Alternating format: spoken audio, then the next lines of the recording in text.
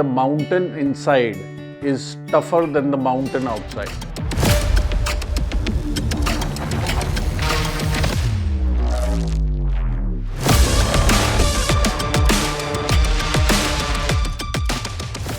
Already 3 highest peaks world की climb कर चुके हैं जो कि 8000 मीटर से ऊपर है। पर्वतारोही नरेंद्र कुमार ने दुनिया की सबसे दुर्गम और यूरोप की सबसे ऊंची चोटी माउंट एल्ब्रोस पर तिरंगा झंडा फहराया है। मिंगनी खेड़ा निवासी है नरेंद्र कुमार, यूरोप की सबसे ऊंची चोटी माउंट एल्ब्रूस पर तिरंगा फहराया। मेरा बस का नहीं, मैं छठे दिन में हुए भगवान ये जोड़े हाथ अपना घर वापसी किसी पहाड़ गलत पंगे ले लिए। और माउंटेनिंग अंदर ना टाइम और डिसिप्लिन बड़ा फिक्स होता है। एक माउंटेन में क्लाइम करने में 1 महीना लगता है। आप नेचर को कभी भी चैलेंज नहीं कर सकते किसी पे। तो जब आप लॉस से पहुंचे तो क्या एक्सपीरियंस था? देश का तिरंगा काटे तो और बड़ा गर्व आ गया। मैं हरियाणा का पहला बच्चा था जिसने लॉस से माउंटेन क्लाइम किया था। 8000 मीटर पे रेस्ट नहीं करते, डेड जोन बोला जाता है। दुनिया का सबसे टफेस्ट माउंटेन था मेरे को। हाँ। जब करना है तो टफ करे। अन्नपूर्णा वन मैंने 7 दिन में क्लाइम किया था। वो करने मौत आओ ना तो आदमी सारी थकान दो गोली थी भाग जो ना भागने वाला भी भागे। माइनस कितना था? माइनस टाइम ज़्यादा था, -30 से -40 था। 8000 मीटर के सारे माउंटेन क्लाइम करने जो देश के अंदर आज तक किसी ने नहीं किए। मौत को 100 बार देखा होगा जी। ये अपने सामने कईयों को मरते भी देखा होगा। रेस्ट करते करते नींद आ गई उसको, वही डेथ हो गई उसकी। आज भी उसकी बॉडी बड़ी बढ़िया है। पहाड़ को जीतना आसान है या फिर अपने ईगो को जीतना आसान है? तो अब ये जिंदगी को गारंटी नहीं है, जिंदा होगी। एक गलत कदम लाइफ खत्म। Welcome to a day forward by Vipin Suri. एक कहावत है that the mountain inside is tougher than the mountain outside. मतलब हमारे अंदर का जो पहाड़ है, जो तकलीफों का पहाड़ है, कई बार वो ज़्यादा मुश्किल होता है बाहर के पहाड़ से। आज हमारे साथ एक एलीट माउंटेनियर हैं जिनका नाम नरेंद्र कुमार है। ये हिसार हरियाणा से हैं। ये ऑलरेडी 3 हाईएस्ट पीक्स वर्ल्ड की क्लाइम कर चुके हैं जो कि 8000 मीटर से ऊपर हैं। ये फिट इंडिया के साथ हैं। इन्होंने लाइफ में बहुत डिफ़िकल्टीज देखी हैं मगर ये बड़े क्लियर हैं कि ये जो जिस मिशन पे हैं ये सिर्फ माउंटेनियरिंग नहीं कर रहे मगर ये इंडियंस को, यंग इंडियंस को इंस्पायर कर रहे हैं अपनी ज़िंदगी के पहाड़ पार करने के लिए। तो आज इनके साथ हम बहुत इंटरेस्टिंग कॉन्वर्सेशन करना चाह रहे हैं और इसमें बहुत ज़रूरी उन लोगों के लिए भी होगा जो डिफ़िकल्टीज लाइफ में जी रहे हैं और उन लोगों के लिए जो बर्डिंग माउंटेनियरिंग है या जिनका सपना है, उनको ऐसे लगता है ये मैं कर नहीं सकता। तो he is a real inspiration. Let's welcome Narendra. Narendra, thank you very much. तो नरेंद्र, सबसे पहला क्वेश्चन ये है कि कब ये जो सपना रहा होगा आपका कि मेरे को पहाड़ पे चढ़ना है, एक 8000 मीटर से ऊपर के पहाड़ पे चढ़ना है, कब ये रियलिटी बनना शुरू हुआ आपके लिए? देखिए, सबसे पहले हम फ़ोन में है ना बचपन से किताबों में पढ़ते आए हैं, टीवी में देखते थे, माउंटेन बड़े सुंदर लगते थे और एक बड़ा सपना था कि माउंटेनिंग में जाना है और इसकी शुरुआत कैसे करें। तो मैंने करीबन 2018 की बात है, 1 साल मैंने गूगल के अंदर सर्च किया कि अगर मेरे को माउंटेनिंग स्टार्ट करनी है तो मैं कैसी चीज़ को स्टार्ट 2018 मतलब सिर्फ 7 साल पहले? जी। Okay. 1 साल मेरे को सर्च करने में लगे। फिर पता लगा कि इंडिया में 6 इंस्टीट्यूट है जहाँ माउंटेनिंग के कोर्स होते हैं और जो स्टार्टिंग में अगर शुरुआत करते हैं तो बेसिक माउंटेनिंग कोर्स बोलते हैं। तो इंडिया में जैसे आप अप्लाई करते हो 6 से 8 महीने की वेटिंग है। मैंने 18 में अप्लाई किया, 19 में मेरे को सीट मिली 2019 के अंदर। और मैंने अपना basic mountaineering course Atal Bihari Vajpayee institute Manali से किया। अच्छा। और कोर्स में, बेसिक कोर्स में आपको माउंटेनिंग के बारे में सिखाया जाता है, कैसे आपको बॉडी को सेट करना है माउंटेन अकॉर्डिंग, कैसे इन्वायरमेंट के अकॉर्डिंग कैसे आपको सर्वाइव करना है, कैसे आपको इक्विपमेंट यूज़ करने हैं। तब आप कितने साल के थे? तब सर मैं 21 साल 21 साल के सर। हाँ। तो कैसे आपको खाना है, कैसे पीना है, ये सब चीज़ें बेसिक कोर्स के अंदर आपको सिखाई जाती है। तो मैंने अपनी शुरुआत 19 में बेसिक कोर्स से की।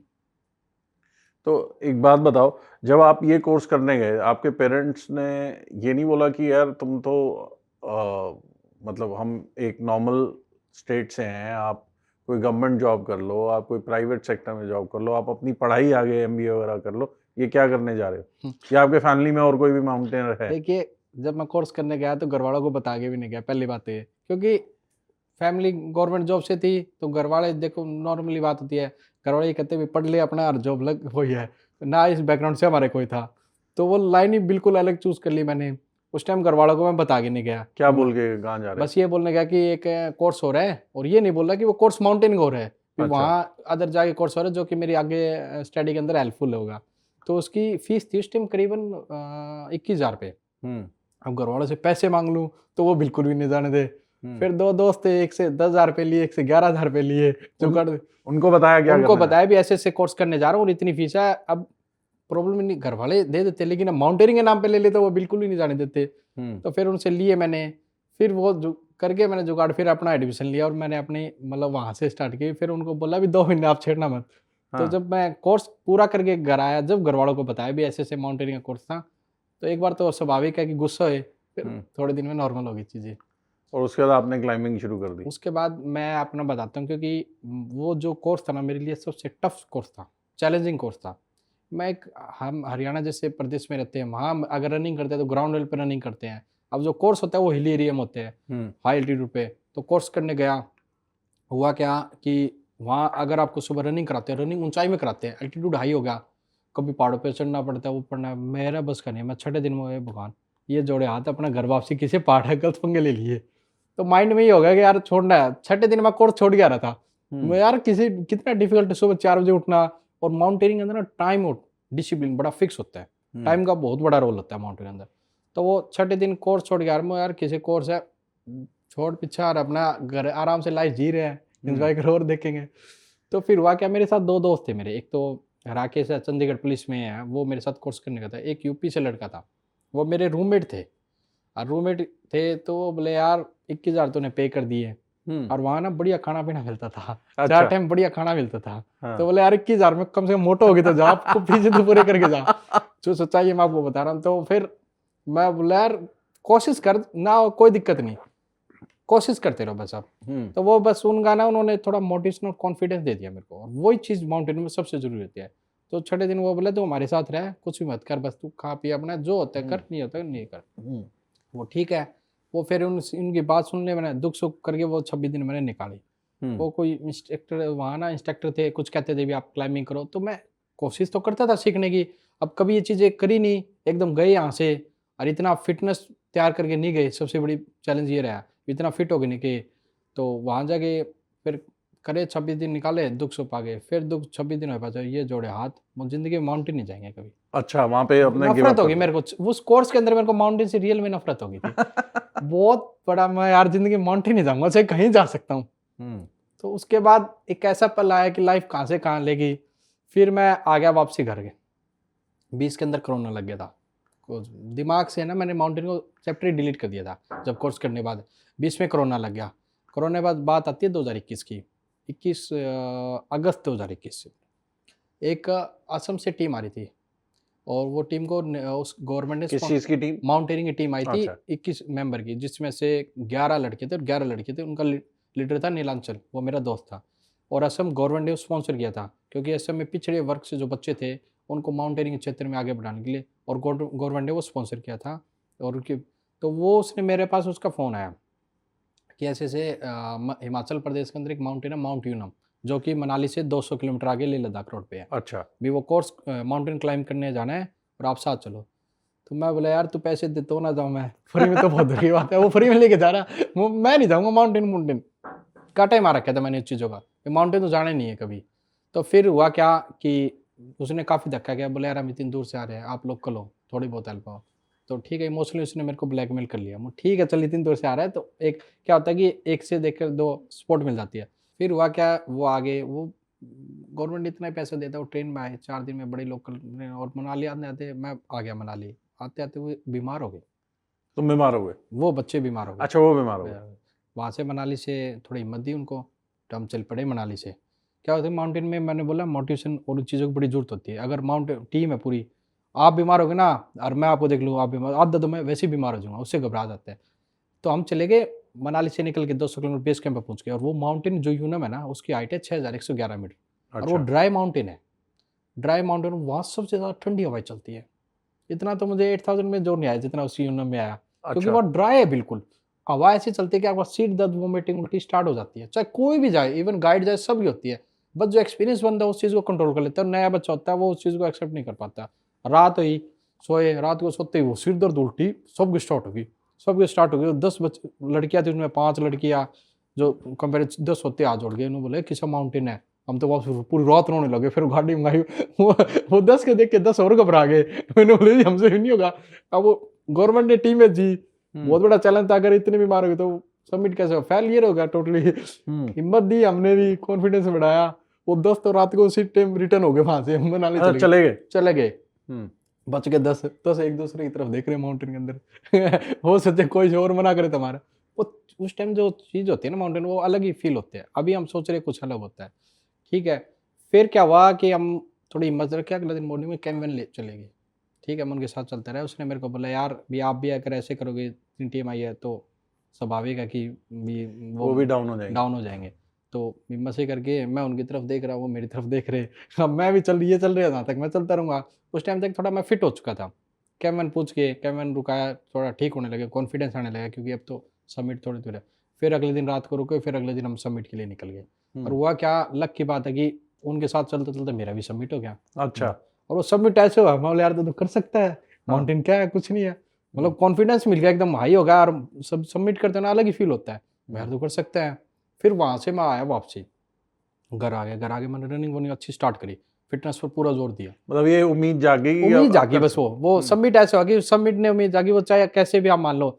तो उसके बाद है ना घर आगे फिर रनिंग बनी अच्छी, मैंने स्टार्ट करी, चीज़ों को इम्प्रूव करने की कोशिश करी बढ़िया। फिर मैंने आगे ना एडवांस कोर्स में अप्लाई किया। HMI इंस्टीट्यूट जो सेकंड इंस्टीट्यूट है, हिमालयन माउंटेनिंग इंस्टीट्यूट, दार्जिलिंग वेस्ट बंगाल में। अच्छा। बड़ा अच्छा इंस्टीट्यूट है, वहाँ मैंने एडवांस कोर्स के लिए अप्लाई किया। और एडवांस कोर्स करने का मैं उस टाइम फिट था, टॉप 2 या 3 बच्चों में करता मैं। बैग 20 किलो का बैग के साथ मैं जाया करता। और वहाँ से फिर वहाँ ना मैंने चीज़ों को और ज़्यादा सीखने की कोशिश करी कि हम कैसे इंटरेस्ट बन गया, दिल से किया फिर वो कोर्स मैंने, और बड़ा अच्छे से कोर्स हुआ। और कॉन्फिडेंस आ गया फिर मेरे में भी, और अच्छा हम कर सकते हैं बेटर माउंटेनिंग फील्ड में। फिर वहाँ से मैंने दिसंबर 2021 के अंदर माउंट किलिमंजारो तो मैं क्लाइंब करने गया, जो 7 कॉन्टिनेंट का पार्ट है, साउथ अफ्रीका तंजानिया कंट्री के अंदर है ये पार्ट ऑफ 7 समिट। और उसकी हाइट है 564 करीब 5895 मीटर। उसको मैंने 5 दिन में 2 बार क्लाइंब किया। 5 दिन में 2 बार। और मैं फर्स्ट इंडियन हूँ जिसने 5 दिन में 2 बार क्लाइंब किया। नॉर्मली नहीं कर पाते। नॉर्मल नहीं कर, मैं गया तो एक बार क्लाइंब करने था, लेकिन मैं गया, मैं हिम्मत से आई, मैं स्पीड में गया। जहाँ एक दिन रुकना था वहाँ 2 दिन में चलता गया कंटिन्यूस, आराम से हो गया। 2 दिन में फिर फटाफट आया नीचे, फिर सबमिट कर दिया। तो वो 5 दिन में 2 बार क्लाइंब किया, फिर वापसी आया। वो रिकॉर्ड है? हाँ वो रिकॉर्ड है। फिर आया वापसी, फिर और प्रैक्टिस करी और इम्प्रूव किया। और उसके बाद फिर मैंने 2022 के अंदर पहले लबुचे माउंटेन क्लाइंब किया, जो प्री एवरेस्ट बोलते हैं, नेपाल के अंदर है लबुचे, जिसकी हाइट 6000 समथिंग है, वो किया। फिर मैंने माउंट लोसे क्लाइंब किया सबसे पहले। माउंट लोसे जो माउंट एवरेस्ट के साथ है। कैंपफोर्ट दोनों का सेम है, सेम एनर्जी, सेम सब चीज़ें हैं, बस फीस एक बार एक्सप्लेन करो। जैसे बेस कैंप पहुंचे, उसके बाद क्या होता है? क्या होता है कि मैं एवरेस्ट और लोसे की बात आता हूँ। हाँ। तो एवरेस्ट की हाइट है 8848 मीटर, लोसे की हाइट है 8516 मीटर। अच्छा, बस इतना ही फर्क इतना ही है। दोनों का कैंप फोर्स सेम है। बेस कैंप पूछ के, बेस कैंप की हाइट है 5342, बेस कैंप पूछे, बेस कैंप से कैम्प 1 सेम है। और एवरेस्ट का अगर मेरे से आप पूछते हो तो सबसे टफ रास्ता मैं बोलता हूँ बेस कैंप से कैम्प 1 का, उसमें खुम्बु आइसफॉल आता है। खुम्बु आइसफॉल दुनिया का सबसे खतरनाक है। वहाँ बर्फ पूरे बर्फ के वे है, ग्लेशियर टाइप। एक बार आपको ऐसे जाना पड़ता है, फिर ऐसे हो, फिर ऐसे, फिर ऐसे। तो बिल्कुल बेस कैंप से कैंप 1 सबसे टफ है रास्ता। हर माउंटेन का अगर सबसे टफ हो जाए तो वही है बेस कैंप से बाहर, क्योंकि वो टोटली रिस्की है। क्रेवास है, खाई हर जगह, यहाँ क्रेवास है, यहाँ करो तो पता नहीं लगता कौन सा क्रेवास कब बाद में चला जाए।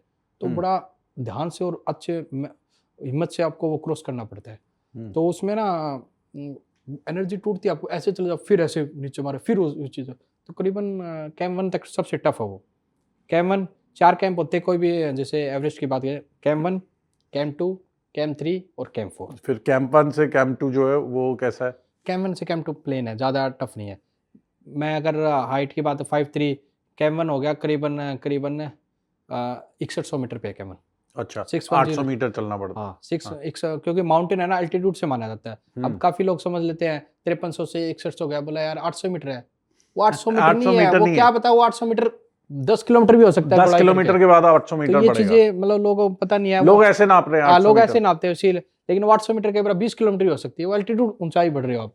तो कैंप 1 6100 है, कैंप 2 6500 है, कैंप 3 71 पे है, और कैंप 4 एवरेस्ट का 8000 मीटर पे है। 79 समथिंग है, तो मोटा मोटी हम राउंड फिगर 8000 मीटर पड़ते हैं। तो पहले हम जैसे मैं एक माउंटेन में क्लाइंब करने में 1 महीना लगता है, मैं आपको बताता हूँ 8,000 मीटर माउंटेन में अच्छा। क्लाइंब 1 महीना लगता है कोई भी। कैसे लगता है वो मैं आपको बताता हूँ।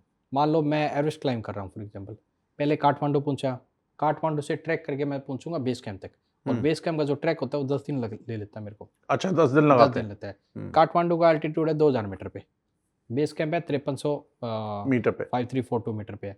तो 2000 से पहले दिन जाऊंगा मैं लुकला 2500 पे, फिर 3000 पे, फिर 3500 पे। ऐसे जाते हैं, वो क्या है कि बॉडी को एक्लिमेटाइजेशन करना पड़ता है। सीधा नहीं जा सकते। सीधा नहीं, सीधा तो आप बीमार पड़ जाओगे, क्योंकि यहाँ मई में जाऊंगा तो यहाँ इतनी गर्मी पड़ती है, प्लस 50 डिग्री तापमान है, और बेस कैंप है -20 -30, तो बॉडी एक्सेप्ट नहीं कर पाएगी इतने टेम्परेचर को, एकदम बीमार पड़ जाओगे।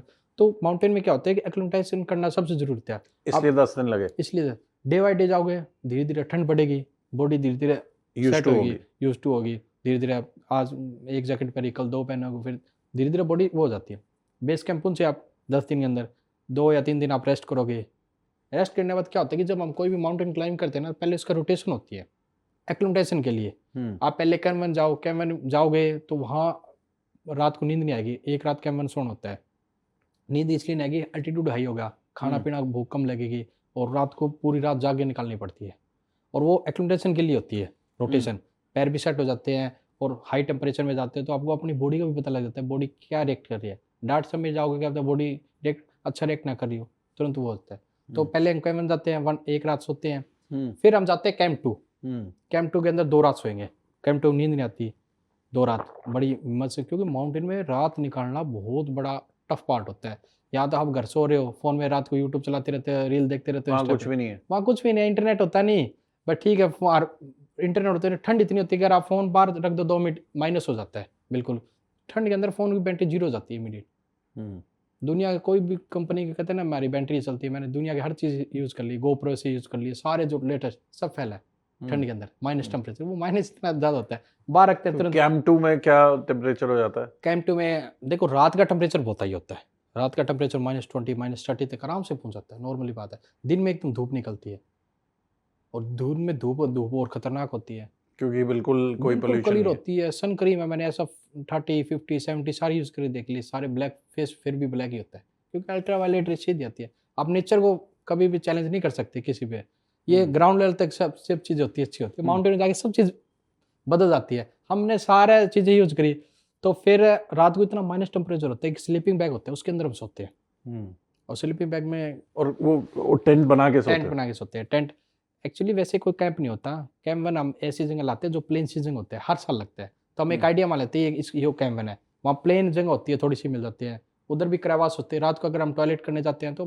टेंट के पास करना पड़ता है, थोड़ा उधर भी नहीं जा सकते, क्या पता कहाँ क्रेवास हो, खाई हो, गलती से गया यार नीचे गया, एक गलत कदम लाइफ खत्म। माउंटेन के अंदर सिंपल है, तो बड़ा चीज़ों को जो रूट बना उसी रूट से, उसके अलावा एक कदम आपको उधर नहीं रखना, एक उधर नहीं रखना, कहाँ क्रेवास हो कब चले जाओ। कैंप 2 जाएंगे, कैंप 2 के अंदर हम फिर 2 रात रुकेंगे, बॉडी को सेट करेंगे, चेक करेंगे बॉडी कैसी है, कैसे रिएक्ट कर रही है, वो एक्लिमेटेशन भी हो रही है, टेस्टिंग भी हो रही है, और पैरों को भी सेट हो जाते हैं, क्रैम्पोन और शूज़ पहनते हैं। तो 2 रात रुकेंगे। अगर आपकी बॉडी अच्छा फील नहीं कर रही, फिर आप और एक्स्ट्रा रुको, और सेट है तो आप रिटर्न आ जाओ। फिर हम आते हैं बेस कैंप, उस ड्यूरेशन में लगते हैं 5 से 7 दिन, उसमें लग जाते हैं। अच्छा, वापस आना पड़ता है? वापसी आना पड़ता है, 2 जाके? हाँ वापसी आना पड़ता है। आधे लोगों की एनर्जी वहीं खत्म हो जाती है टूटक जाके आएंगे, क्योंकि वो एक्लिमेटेशन करनी जरूरी होती है। सीधा हम इतना -50 में चले जाएंगे तो आप जिंदा वैसे ही वापसी नहीं आ पाओगे। नहीं, मगर अगर 2 में 2 रात रुक गए जी, फिर 3 भी नहीं जा सकते? No no no no no, वो 2 से वापस पड़ता आना है। यही तो माउंटेन का चैलेंज है, जब भी तो एनर्जी ज्यादा लगती है। कोई माउंटेन, मैंने 4 कैंप बताए, पहले आप कैंप 1 टच करोगे, एक रात को सोओगे, फिर कैंप 2 सोओगे, फिर आप वापसी आओगे थोड़ा रेस्ट करोगे, फिर आप वेदर विंडो चेक करोगे। आपको 6 दिन की वेदर विंडो सही चाहिए, 6 दिन ऊपर जाने के लिए। ऊपर जाके और नीचे आने के लिए। कैंप 2 6000 मीटर तक आप किसी भी खराब वेदर के अंदर जा सकते हो, सेफ माना जाता है। 6000 मीटर कोई दिक्कत नहीं, 6000 से ऊपर खतरनाक है। अगर वेदर खराब हो गया तो आपकी जिंदगी कोई गारंटी नहीं है, जिंदा होगी नहीं होगी, क्योंकि उससे ऊपर आपको ऑक्सीजन यूज करनी पड़ती तो है। जब सेकंड टाइम जाते हो? सेकंड टाइम जाते हैं हम, हालांकि कुछ लोग डबल बार भी रोटेशन करते हैं, एक बार कैंप 2 जाके आगे वापसी, फिर कैंप 1 जाते हैं एक बार और, ताकि हम थोड़ा और बॉडी अच्छे से, क्योंकि यूज टू हो जाती है बॉडी बार बार, तो इसलिए रोटेशन की जाती है। कैंप 1 फिर कैंप 2 जाते हैं, फिर वापसी आते हैं। उसके बाद आने के बाद हम वेदर विंडो लेंगे 6 दिन की। 6 दिन का मतलब कि पहले दिन कैंप 2 सीधा समिट जाएंगे ना, सीधा कैंप 2, दूसरे दिन कैंप 3, तीसरे दिन कैंप 4 समिट, रिटर्न बैक, तो वो ड्यूरेशन में 6 दिन लग जाते हैं आपके टोटली। सो 6 दिन का हमें वेदर क्लियर चाहिए। वेदर के अंदर 2 चीज़ देखी जाती है, एक तो विंड स्पीड, 30 किलोमीटर तक हम एक्सेप्ट कर सकते हैं बॉडी, 30 किलोमीटर से ज़्यादा विंड स्पीड नहीं होनी चाहिए, क्योंकि 30 से ज़्यादा वहाँ पेड़ पौधे होते नहीं, माउंटेन है, सीधी हवा आएगी आपको डाले जाएगी सीधी सीधी, तो बर्फ़ होती है और होती है, तो 30 किलोमीटर से ज़्यादा और बड़ा वेदर क्लियर होना चाहिए। और दूसरी चीज़, वाइट आउट नहीं होना चाहिए। वाइट आउट हो गया ना, जैसे वाइट आउट मतलब बर्फ आ गई। बर्फ़ आ गई, या जैसे अपने सर्दियों में फॉग आ जाती है, आपको दिखाई नहीं देता गाड़ी, हाँ 10 मीटर दूर दिखाई देता है, वहाँ फॉग आ गया आपको दिखाई नहीं देगा, रास्ता कहाँ है, क्या होता है, गलत खाई में जाओ, क्रेवास में जाओ, खत्म। माउंटेन में सेकंड ऑप्शन नहीं होता, सिंपल बात है, हर जगह आप वहाँ तो एक गलत खत्म, लाइफ वहीं खत्म। तो फिर हम 2 चीज़ें बड़े ध्यान से, और वेदर के अंदर हम नेपाल सैटेलाइट की वेदर चेक करते हैं, अमेरिकन सैटेलाइट की वेदर, 2-3 जो वेदर रिपोर्ट चेक करते हैं उनमें से जो ठीक हो, वो भी टोटली रिस्क होती है। देखो हम वेदर फोरकास्ट देख रहे हैं, वो कोई रियल नहीं होती, चेंज हो सकता है, चेंज हो सकता है, ट्रिपल, इसलिए हमें अपने आप को तैयार रखना पड़ता है। और माउंटेन में चढ़ने के लिए आपको, मैं मानता हूँ, फिजिकली से ज़्यादा मेंटली स्ट्रॉन्ग होना पड़ता है। आपको ये इतना स्ट्रॉन्ग होना पड़ता है, अगर खराब वेदर हो, कुछ भी होगा, तो मैं जिंदा वापसी आ पाऊँ, क्योंकि माउंटेन में अंदर दूसरा कोई आपकी हेल्प नहीं कर सकता। टीम वर्क होता है, टीम जाती है 4000-5000 मीटर तक, उसके बाद आपको, फिर आपको बताता हूँ मैं, जब कैंप 4 के आगे की कहानी बताओ अपनी। फिर मैं आपको पूरा बताता हूँ इसमें क्या होता है। एक हमारे साथ एक गाइड जाता है, जिसको हम नेपाली लैंग्वेज में शेरपा बोलते हैं। शेरपा बोलते हैं। शेरपा का क्या काम होता है, शेरपा मेरे साथ है, एक आदमी के साथ एक सर्प होता है। मान लो आप और मैं एवरेस्ट क्लाइम कर रहे हैं, बहुत नीचे से चल पड़े, आपका शेरपा अलग होगा, मेरा शेरपा अलग, क्या पता आपकी स्पीड फास्ट हो, तो आपको अपने पेस से चलना है। आपकी स्पीड फास्ट हो तो आप फास्ट चलिए, मेरी स्पीड चले तो मैं सोच लूँगा। मेरा जो गाइड है शेरपा, वो बस इतनी हेल्प करेगा, वो मेरे को मोटिवेशन देते रहेगा, मेरा दिमाग में फील है मेरे साथ कोई बंदा है, दिन हो या रात हो, बस वो आपको मेंटली रूप से तैयार कर सकता है शेरपा। और वो जो शेरपा है वो चैंपियन होते हैं, वो रेगुलर चैंपियन जाते होते हैं रहते हैं। वो, क्योंकि वो उनका जो घर होता है ना, वो वहीं बेस कैंप होता है, वो इन चीज़ों से बड़ी नॉर्मल फील होती है उनको, उनके अंदर कोई अलग चीज़ नहीं होती। तो आप जैसे वही बात है, मैं एग्जांपल देता हूँ, यहाँ भट्टे पे काम करता है आम मजदूर, वो आम मजदूर नहीं कर सकता जो भट्टे पे काम करता है, वो उस पर अलग ही होता है। तो शेरपा एक वो, और शेरपा का ना जो रोजगार का सोर्स ऑफ इनकम ये होती है, हम क्लाइंबर आते हैं, वो साल में माउंटेन का फिक्स टाइमिंग होता है, जैसे एवरेस्ट है, एवरेस्ट खुलेगा मई के अंदर, तो जैसे वो 1 महीना 2 महीना 1 महीना 2 महीना खुलेगा, मैं आ गया क्लाइंबर, हम फीस देते हो शेरपा, करीबन 3-3.5 लाख रुपए फीस होती है। वो अच्छा 3 लाख रुपए से पूरी साल चलाता है। नेपाल में source of income on tourism है, और कोई इनकम नहीं है। वो 3 लाख रुपए मैंने उसको दिए गाइड के तौर पे, वो 3 लाख से उसको पूरी साल चलानी होती है, तो उसको एक ही क्लाइंबर मिलता है, क्योंकि विंडो क्योंकि ही वो एक है। टाइम ड्यूरेशन होता है ना, एक क्लाइंबर 1 महीना लेता है, तो दूसरे क्लाइंबर का मौका नहीं मिलता ना उसको, या फिर ट्रैकिंग में वो कहीं करे, जैसे आगे ट्रैकिंग करा ली, या फिर ऑटम है उसमें, ऑटम सीजन में चला जाए, तो वो उसको है। तो हम उस गाइड लेंगे, तो फिर मैं आपको बताऊँ, कैंप 2 आगे सबमिट के बाद मैं आता हूँ, वो शेरपा मेरे साथ चल पड़ा, ठीक है। बेस कैंप से हम जाएंगे सीधा कैंप 2 है 6100 मीटर पे, और ऑक्सीजन सिलेंडर है ना, हम कैंप 2 से कैंप 3 मिड आएगा, कैंप 3 से कुछ लोग कैंप 3 से स्टार्ट करते हैं, कुछ लोग कैंप 2 से थोड़ा ऊपर जाते स्टार्ट कर जाते हैं, क्योंकि वहाँ 6000 से ज़्यादा होती है ऑक्सीजन। अगर आपने स्टार्ट कर दी, जब तक सबमिट नहीं होगा, तब तक वहाँ उस पॉइंट तक नहीं होगा, तब तक ऑक्सीजन नहीं हट सकती। अगर आपकी ऑक्सीजन बीच में खत्म होती है कहीं भी, तो आधी या 15-20 मिनट में आप डेथ हो जाएगी, खत्म आपकी। अगर जब स्टार्ट हुई है, अगर स्टार्ट नहीं की तो कोई बात स्टार्ट नहीं की कोई बात नहीं। क्या होता है इसमें बताऊँ, ऑक्सीजन हम 4 सिलेंडर लेते हैं, एक सिलेंडर करीबन 8 से 9 घंटे चलता है, उसकी स्पीड होती है ऑक्सीजन की, ठीक है। 5 किलो का वजन होता है ऑक्सीजन सिलेंडर का। 2 सिलेंडर मैंने उठा लिए, 2 मेरा शेरपा ले लिए, 4 सिलेंडर लिए। एक सिलेंडर शेरपा ऑक्सीजन नहीं चाहिए होती? चाहिए, बिल्कुल चाहिए शेरपा को। अच्छा। शेरपा भी है कि मैं 2 यूज़ करूँगा तो वो 1 यूज़ करेगा, इतना फ़र्क होता है। यूज़ शेरपा भी करा, वो भी इंसान है, चाहे वो उसे। कैंप 2 के बाद शेरपा क्या करते हैं, मान लो मेरे को 4 सिलेंडर चाहिए, मेरा पहले 1 सिलेंडर ले गए कैंप 2 से, कैंप 3 छोड़ के आएगा, ठीक है, और फिर और कैंप 3 हुए। तो अब मैं ना कैंप 2 से चलेंगे ना, कैंप 2 से चलने के बाद हम ऑक्सीजन सिलेंडर उठा लेते हैं। बैग इतना भारी हो जाता है, बैग के अंदर है ना, आदमी है ना, खाना पीना तो कुछ ले ही नहीं पाता।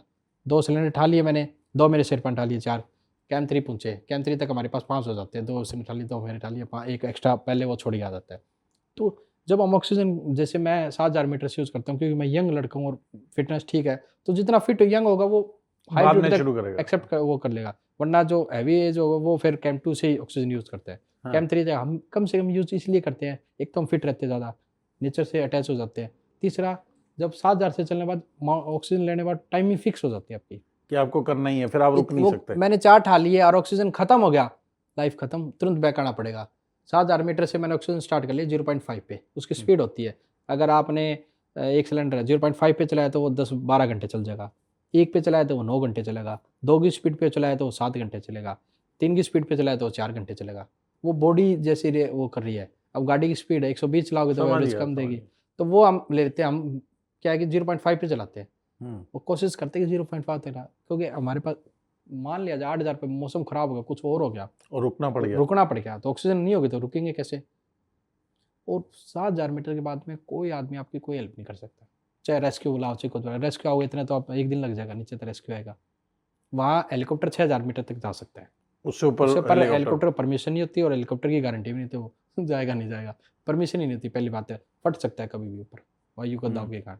हम्म, तो 7,000 से हम चल पड़े, 8,000 कैंप 4 है हमारा 8,000 पे, सुबह चले 7,000 से ऑक्सीजन लगा लिया मैंने, शाम तक पहुँचूंगा कैंप 4, ठीक है। वो भी शाम में 4 या 5 बजे तक का टाइम होता है, आइडिया होता है। अभी हम 5 बजे तक कैंप 4 पहुँच रहे हैं, 2-3 घंटे हम रेस्ट करना, 8 बजे तक थोड़ा 8 बजे रेस्ट किया, उसी दिन समिट पुश के लिए निकलना होता है रात को ही। रात को ही, क्योंकि अच्छा। एक दिन 8,000 तो मीटर नजर तो कुछ भी नहीं आ रहा होता। टॉर्च लाइट होती है हमारी, फेजल की टॉर्च लाइट होती है, वो दुनिया की सबसे अच्छी लाइट होती है फेजल की। वो रात को उससे ना बस रास्ता दिखाई देता है, ये रास्ता है, वो भी करीबन 20 या 30 मीटर तक, उससे ज़्यादा वो ऐसे नहीं कि पूरे माउंटेन ही दिखाते। रात को आसमान बिल्कुल क्लियर होता है, अगर मौसम साफ हो तो आपको बिल्कुल क्लियर दिखेगा, चांद वैसे दिखेंगे, हम्म, ठीक है। सबमिट किया, रिटर्न बैक आए 8,000, return back camp 3 camp 2, immediate return back out होता है। ऐसे होता है ऑक्सीजन ये सबमिट। तो जब आप पहुंचे उस पे कैंप 4 पे, और आपको एक तरफ एवरेस्ट वहां से दिख रहा होता है बिल्कुल दिखता तो चोटी दिखती है, और ये लोसे भी दिख रहा था, दोनों दिखते हैं। ठीक है। क्या होता है एवरेस्ट और से कैंप 4 गए ना, कैंप 1 कैंप 2 कैंप 3 कैंप 4 दोनों सेम, लो से उस तरफ चले गए, एवरेस्ट उस तरफ चला, दोनों अपोजिट हो जाते हैं। कैंप 4 तक दोनों। तो आपने लोसे ही क्यों चूज किया पहले? लोसे इसलिए चूज किया, लोसे के अंदर फीस है ना वो कम थी उस टाइम, 12 लाख रुपए लोसे की फीस थी, एवरेस्ट की फीस थी उस टाइम 25 लाख, तो मेरे पास वो पैसे नहीं थे, अदरवाइज तो मैं एवरेस्ट कर देता, साथ ही कर देते, क्या होता दोनों माउंटेन। वो स्टार्टिंग में 8,000 मीटर जा रहा, पहले तो डर ये था, घर वालों से पैसे लिए 12,000, तो पहला तो दिमाग में था कि सबमिट करना ही करना है, सबसे बड़ा थी। दूसरा उस टाइम 25 लाख रुपए थोड़ा लेते, डबल पेमेंट आ गई ना, फिटनेस के मैटर नहीं था, मैटर था कि पैसे का, उस टाइम इतने पैसे नहीं थे। अब घर वाले से लिए आपको पता है कितने प्रेशर रहता है, कितनी चीजें रहती है, कि वो चीज सक्सेसफुल होना चाहिए, और वही अदरवाइज तो मैं दोनों कर देता। तो लोसे उससे ज्यादा टफ क्यों माना जाता है? लोसे ज्यादा, लोसे ना कैंप 4 के बाद ऐसे है जम्मा, एक गली आती है कैंप 4 से, एवरेस्ट में तो ऐसे ऐसे चलते रहो चलते रहो, लोसे में अंदर खुल एक बीच में ना गली टाइप है, ऐसे 2 पहाड़ों के बीच में ऐसे ऐसे चलना पड़ता है, और ऊपर से ना बर्फ और पत्थर पड़ते रहते हैं नॉन स्टॉप, नॉन किसी भी मौसम में। किसी भी मौसम, दिन और रात। उसका क्या है, पहाड़ ऐसे है तो ऊपर जो चीज बर्फ अटक रही है, बर्फ इकट्ठी होगी, वो क्या पता कभी भी गिर सकती है, उसका कोई आइडिया थोड़ी ना, अनुमान थोड़ी ना, तो वो हम आइडिया लेके चलते हैं, हेलमेट लेके चलते हैं। वो हेलमेट जब ऊपर की जो पत्थर गिरता है ना, वो स्पीड इतनी तेज होती है, हेलमेट भी चीर देता है, क्योंकि वो ऊपर से स्पीड बहुत तेज होती है। तो वो लो से हर एक आदमी हिम्मत ही नहीं करता चढ़ने की, वो दिक्कत ही है। मैंने यही सुना है, एवरेस्ट तो बहुत लोग कर लेते हैं, लोसे लोग छोड़ देते हैं। लोग छोड़ देते, इसलिए छोड़ देते हैं लो से। तो जब आप लोसे पहुंचे तो क्या एक्सपीरियंस था? जब मैं ना उस अपना बता रहा, जब मैं कैंप 3 के बाद मैं थक गया था, कैंप 3 से कैंप 4 जा रहा मैं, यार भाई बाद में ना नेगेटिविटी चीज़ आ जाती है, और फर्स्ट 8,000 था मेरा, हिम्मत यार मेरे से नहीं होगा, फिर भी मैं थोड़ा हिम्मत रख रहा, चीज़ें दिमाग में, एक चीज़ नहीं दिमाग में 100 चीज़ें चलती है। और जब आप 6,000 से ऊपर होते हैं ना, अभी जो फील कर रहे हो वो फील होना बिल्कुल बंद हो जाता है, हाई एल्टीट्यूड पर जाके दिमाग चलना ही बंद हो जाता है टोटली टाइप से, जो नॉर्मल फील कर वो फील ही नहीं होता, बस दिमाग में ये होता है कि सबमिट किया और रिटर्न बैक जल्दी से जल्दी, क्योंकि जान का रिस्क होता है। तो वहाँ चला, बस दिमाग में होता है, उस टाइम तो मेरा वो घर वाला ही टेंशन चल रही है, मैंने सबमिट करके आना है, न जीण को देख रहा कौन देंगे। दूसरा थक कितना गया था, हिम्मत रख रहा है, फिर भी मेरा जो गाइड था मेरा शेरपा वो बड़ा अच्छा था, वो भी कॉन्फिडेंस मोटिवेशन देता है, थोड़ा करते करते वो, क्योंकि मेरे को रास्ता नहीं पता ना तो मैं उस टाइम मैप से देख के गया, इतना घंटा गया पहला जा रहा था, कब नेक्स्ट क्या चीज़ आएगी, नेक्स्ट क्या चीज़, कैंप 3 से चलता पता ही नहीं है, पता नहीं, वो चलते चलते कैंप 4 पहुंचा। कैंप 4 से करीबन मैं उस गाइड से पूछ रहा, बोला इतना मीटर है, 8,000 था, बोला 500 मीटर ना बता दूँ, घंटे कितने लगेंगे, घंटा था तो 6 घंटे लगा, तो मैं दिमाग में चलते रहे, इतने घंटे हो गए मेरे को चलते हुए। तो वो गाइड है ना हमेशा कम बोलता है, घंटे 10 लगो तो वो 5 ही बोल रखा। अच्छा, कॉन्फिडेंस के लिए अगर बोला 5, फिर मैंने सोचा 5 ही तो चलना, आराम से चल पड़ेंगे। तो वो मैं रात को निकला था करीबन 7-8 बजे सबमिट के लिए, हो गए मेरे को 12, 1, 2, 3 बज गए, मेरे कब से आएगा माउंटेन, सबमिट ही नहीं दिख रहा। बोले यार थोड़ा सा बस आधे घंटा पहुंच जाएगा, और आधे घंटे चलो, फिर आधे घंटा से जा, तो वो जब समिट दिखा ना, मैंने वो रहा समिट, और वो 10-20 मीटर रहा, फिर एकदम एनर्जी आ गई हाँ, यार, अब तो मतलब हिम्मत आ गई, जो जिस चीज के लिए हम यहाँ तक पहुंचे यार, वो भी एक वो पॉइंट के लिए। फिर मैं बिल्कुल वो सबमिट किया, सबमिट के बाद जितनी थकान थी सब मिट गई। अच्छा सब ऊपर चीजें जाते ही। फील ही अलग हो जाता है जब आप टॉप पे, और जहाँ से आप पूरा दुनिया देख सकते हो। इंडिया भी अगर आप वेदर के लिए, तो पूरे इंडिया दिखता है आपको वहां से, अच्छा जब तक आपकी आंखें जहाँ तक जा सकती है। बादल बहुत नीचे होते हैं, बादलों से बहुत ऊपर हो जाते हैं, बिल्कुल क्लियर दिखते हैं। और एवरेस्ट वो दिखने लग रहा है, वो एवरेस्ट है, ये लोसे है, वो उधर है, रेंज दिखती है वहां से क्लियर। और वो फील ये लगता है जब देश का तिरंगा काटे तो और बड़ा गर्व आ गया। तिरंगा निकाला। तिरंगा निकाला, फिर आया तो सारी क्या कहते हैं, थकान सब खत्म। अलग है अभी यार, जीवन में कुछ तो किया, जो वो फील होता है ना, वो टॉप पे जाके आता है फील। अब ये चीज बताओ, ये बहुत कम लोगों ने एक्सपीरियंस की होगी कि इतना पेनफुल है, डेंजरस है, डिफिकल्ट है, मतलब आप सारे इमोशंस से आप गुजरते जा रहे हो, गुजरते जा रहे हो, गुजरते जा रहे हो, और समिट पे पहुंचे जहां आपने सारी एनर्जी लगा चुके हो, फिर आपको ये एक्सपीरियंस हुआ कि एनर्जी वापस आ गई। सारी चीजें, थकान सब खत्म हो जाती है, डबल एनर्जी आ जाती है उस टाइम से, जब टॉप पे होते हैं ना, जब देश का तिरंगा साथ में, यार देश के लिए हमने। तो इसका मतलब एनर्जी लॉस या थकान जो है वो फिजिकल नहीं है। देखिए सारा गेम मेंटली का है, थक आदमी जाता है, फिजिकली बिल्कुल थक चुका था, 100% एनर्जी मेरी खत्म, लेकिन दिमाग में रहता, एनर्जी दे दी दिमाग में कि यार तेरे अंदर बिल्कुल एनर्जी पड़ी है, सारी चीजें पड़ी है, क्योंकि आदमी चलता है दिमाग से माउंटेन के अंदर। मेंटली आपको इतना स्ट्रांग होना चाहिए। जिंदगी में भी तो उससे चलता है। जिंदगी में भी उससे, यार माउंटेन में उससे चलता है, माउंटेन में ज्यादा उससे चलता है। हाँ। क्योंकि वहां जाके आदमी, ऑप्शन नहीं है, ऑप्शन नहीं है, आपको चलना है। तो वहां जाके दिमाग इतना कॉन्फिडेंस, इतना चीज आती है, आपको मोटिवेशन इतना मिल जाता है, यार मैंने देश वो कर लिया, टॉप पे पहुंच गया, और वो फील होता है ना, वो खुशी होती है, उसको हम बयान नहीं कर पाते, वो कितनी खुशी होती है उस टाइम। इमोशन भी होते हैं, मेहनत भी होती है, और इतनी मेहनत करने के बाद हम उस टॉप पे तो पहुंचते जब हैं। आप वापस आए, अपने गांव वापस गए, तो क्या था? बहुत उस टाइम जब गाँव वापसी का, गाँव वालों ने पूरा मतलब मान सम्मान से, गाँव गली बड़ी खुशी का पल था। और मैं उस टाइम हरियाणा का पहला बच्चा था जिसने लोसे माउंटेन क्लाइंब किया था। अच्छा। इवन नॉर्थ इंडिया का ही पहला बच्चा था, क्योंकि लोसे कोई करता नहीं था। और बल्कि जो आगे के माउंटेन थे, उन लोगों ने मेरे से बहुत पूछा भी कैसे क्लाइंब है, तो मैंने सबको बताया। मैं बोला यार मैं कर सकता हूँ, आप क्यों नहीं कर सकते? और मैंने पहली बार ही लोसे चूज किया। देखो ना, लोग हिम्मत नहीं करते पहली बार लोग एवरेस्ट करते हैं, मैं लोसे कर गया हूँ। तो दिमाग मैं जब चला था ना घर से, दिमाग सेट करके चला था, मेरे को करना है तो करना है। अब मेरा मोटिवेशन मैं खुद ही था। तो वो जब करा ना, इतने गांव वालों ने इतना खुशी से मेरे को मतलब गाड़ियों के अंदर ले गया, माला पहनाई, पूरा उससे ज्यादा और खुशी हुई भी यार। गांव, क्योंकि गांव का नाम भी उठता है, माता पिता का भी उठता है। अब जब आप मेहनत करते हो, जब कुछ जीतते हो, आपकी फैमिली का भी उठता है, माता पिता, आपके दोस्तों का भी, पूरा गाँव का नाम रोशन होता है। तो फिट इंडिया से कब आप जुड़े? तो मैं अभी अन्नपूर्णा वन करके आया था, उसके बाद fit India. Annapurna one exactly किधर है? अन्नपूर्णा वन नेपाल के अंदर है वैसे तो, और वो भी एक अलग उस पार्ट के अंदर, एवरेस्ट अलग रीजन में चला गया, जैसे कि हिमाचल अलग रीजन में, सिक्किम अलग रीजन में। तो अन्नपूर्णा वन था वह, क्या मैं आपको बताता हूँ मैं अन्नपूर्णा वन क्यों गया, इसका भी एक रीजन है। मैं 2000, उसके बाद मैं लोसे 2023 के अंदर मैं एवरेस्ट पे गया था उसे। अच्छा, पहले लोसे किया फिर एवरेस्ट गए? एवरेस्ट पे गया। एवरेस्ट के अंदर है ना, क्या हुआ था, वही वेदर हम लेके गए थे, मेरे को आज भी याद है, 2023 की बात है। 6 दिन का विंडो लेके गए? वो विंडो खराब आ गई, फर्स्ट वेदर विंडो थी उस टाइम, रूट ओपनिंग हुई थी 10 मई से 16 मई की वेदर विंडो थी। अब वो विंडो दिखाई भी 30 किलोमीटर, लेकिन ऊपर जब गए ना कैंप 2 से ऊपर, वो विंड की स्पीड होगी 60 किलोमीटर पर आवर। हवा इतनी तेज थी, इतना टफ चैलेंज था वो। 2 और 3 के बीच में? 2 और 3 और 3 से भी आगे। तो हम 3 तक पहुंचे, 3 तक हम सोचे भी क्या पता आज मौसम खराब हो, कल क्लियर हो जाए। हाँ, पॉजिटिव माउंटेन में पॉजिटिव चीजें लेके चलते हैं, क्या पता कल ठीक हो जाए। और यहाँ तक पहुंच रहे, अब यहाँ से रिटर्न करना 0, कोशिश कर लेते हैं। जब अगले दिन थोड़ा सुबह मौसम क्लियर था, चले, वो विंड की स्पीड इतनी तेज हो गई, 3 और 4 के बीच, 3 और 4 के फंस गए। आपने पता हो, आपने सोशल मीडिया पे देखो ट्रैफिक जाम लगे थे, फोटो आई थी एवरेस्ट की, वायरल हो गई थी। जो बोलो यार एवरेस्ट में भी ट्रैफिक जाम लगता है, वो 2023 की फोटो थी, 2023 और उस ट्रैफिक जाम में मैं था, और वो गाड़ी ट्रैफिक जाम लग गया। ट्रैफिक जाम सब लाइन में लग गए, मौसम खराब, अब मैं आगे को क्रॉस नहीं कर पा रहा, एनर्जी मेरी खत्म होते जाने लगी, शरीर खड़ा खड़ा थक रहा, क्योंकि आप गाड़ी आप ट्रैफिक में फंसे ना, तो उसको क्रॉस कैसे निकाल के ले जाओ, वही चीज़ होगी। माउंटेन में जो रास्ता है, वो सारी एनर्जी खत्म हो रही, चला जा रहा है, ऑक्सीजन कम होता है, दिमाग, क्योंकि एनर्जी ना चलते कम टाइम में कवर कर गया। उस समय कोई भी नहीं कर पाया था? उस टाइम करे थे, मैं आपको बता रहा हूँ, फर्स्ट वेदर विंडो की बता रहा हूँ, second whether third clear I whether, second third. और फर्स्ट में क्या होता है, हर आदमी सोचता है इतनी दूर मेहनत की, तो बोला फर्स्ट वेदर विंडो में जल्दी से जल्दी सबमिट की जाए। और वो फर्स्ट में ट्रैफिक लगता है सारा, सेकंड थर्ड तक कोई वेट नहीं करता, रास्ता खुल गया तो करो, आगे क्या पता मौसम फिर खराब हो जाए। तो फर्स्ट में वो ट्रैफिक जाम में फंस गए। उस साल, हर साल एवरेस्ट पे करीबन 400 साढ़े 400 लोगों को परमिट मिलता है हर साल एक सीजन खुलता है एवरेस्ट, और 400 साढ़े 400 लोग वर्ल्ड वाइड लोग क्लाइंब करते हैं एवरेस्ट को।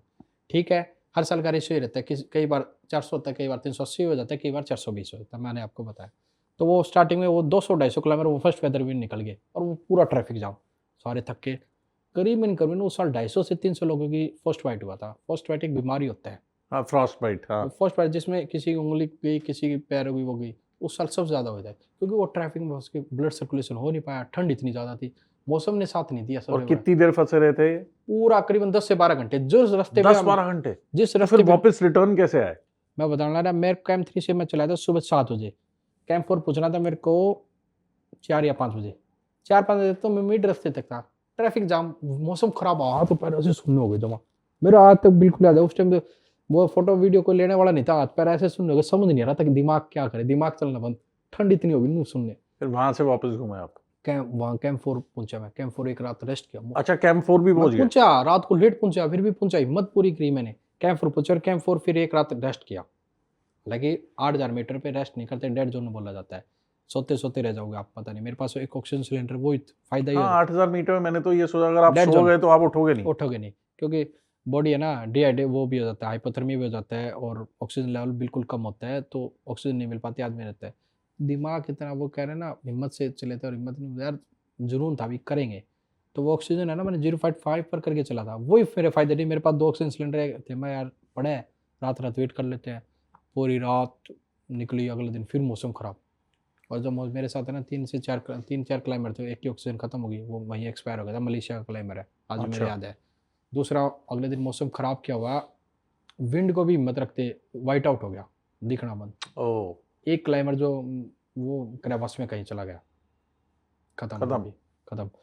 मौसम खराब जैसे, वहीं से मेरे को रिटर्न होना पड़ा, इमीडिएट। कैंप 4 से? कैंपर से माउंटेन में ये सिखाया जाता है हमें कोर्स के दौरान, माउंटेन तो वहीं है, मौसम खराब होता है, चैलेंज हो ना, कभी भी धक्का रिस्क मत करो, लेना। रिस्क लो। लाइफ खत्म तो दोबारा कहाँ से चढ़ोगे, जिंदा रहोगे दोबारा फिर चढ़ जाओगे, तुरंत रिटर्न बैक होना पड़ा उस माउंटेन से, तुरंत। इतना वो फर्स्ट वेदर विंडो इतनी खराब थी कि बीमार हो गए फिर हम सारे, कफ हो गया, छाती ब्लॉक हो गई, क्योंकि ऑक्सीजन कम लेने लग रहे, और मौसम हाँ। इतना खराब, तो वहाँ से रिटर्न, उस साल मैं एवरेस्ट चढ़ नहीं पाया, हम्म, फिर मैं रिटर्न आया, फिर मैं आ गया घर 2000, फिर मैं इसमें गया ये था 2023 में? 23 में। हाँ। 24 में फिर मैंने नहीं किया क्लाइम, 24 में धौलागिरी क्लाइम करने गया था 24 में, हालांकि मैं, लेकिन वो रूट ओपन ही नहीं हो पाया, हावी स्नो पड़ गई, रूट ओपन ही नहीं पाया, तो 24 सक्सेसफुल नहीं रहा। 25 के अंदर फिर मैंने, मेरे दोस्त थे नेपाल से जो क्लाइंबिंग, मैं बोला यार दुनिया का सबसे टफेस्ट माउंटेन बता मेरे को, हाँ, जब करना है तो टफ करे। अब K2 है, K2 में क्लाइम नहीं कर सकता क्योंकि वो पाकिस्तान के अंदर पाकिस्तान है, में। और इंडिया वालों को परमिशन मिलती नहीं। हम्म, तो मैं बोला उसके बाद अन्नपूर्णा वन आता है, तो मैं यार अन्नपूर्णा वन नहीं करेंगे, पहले टफ ही करने हैं। वो एक जुनून हो गया, बोले करेंगे तो टफ चीजें। मैं बोला यार वो कितने मीटर पे है? वो 8091 मीटर पे है, अच्छा। वो वर्ल्ड का 10th हाईएस्ट माउंटेन है। हम्म, तो मैंने उससे 2-3 क्वेश्चन पूछे, मैं बोला यार पहले तो टफ कैसे है, हम्म, और मैंने जो सिचुएशन देखी वहाँ इतनी खतरनाक थी, वो टफ से भी खतरनाक थी।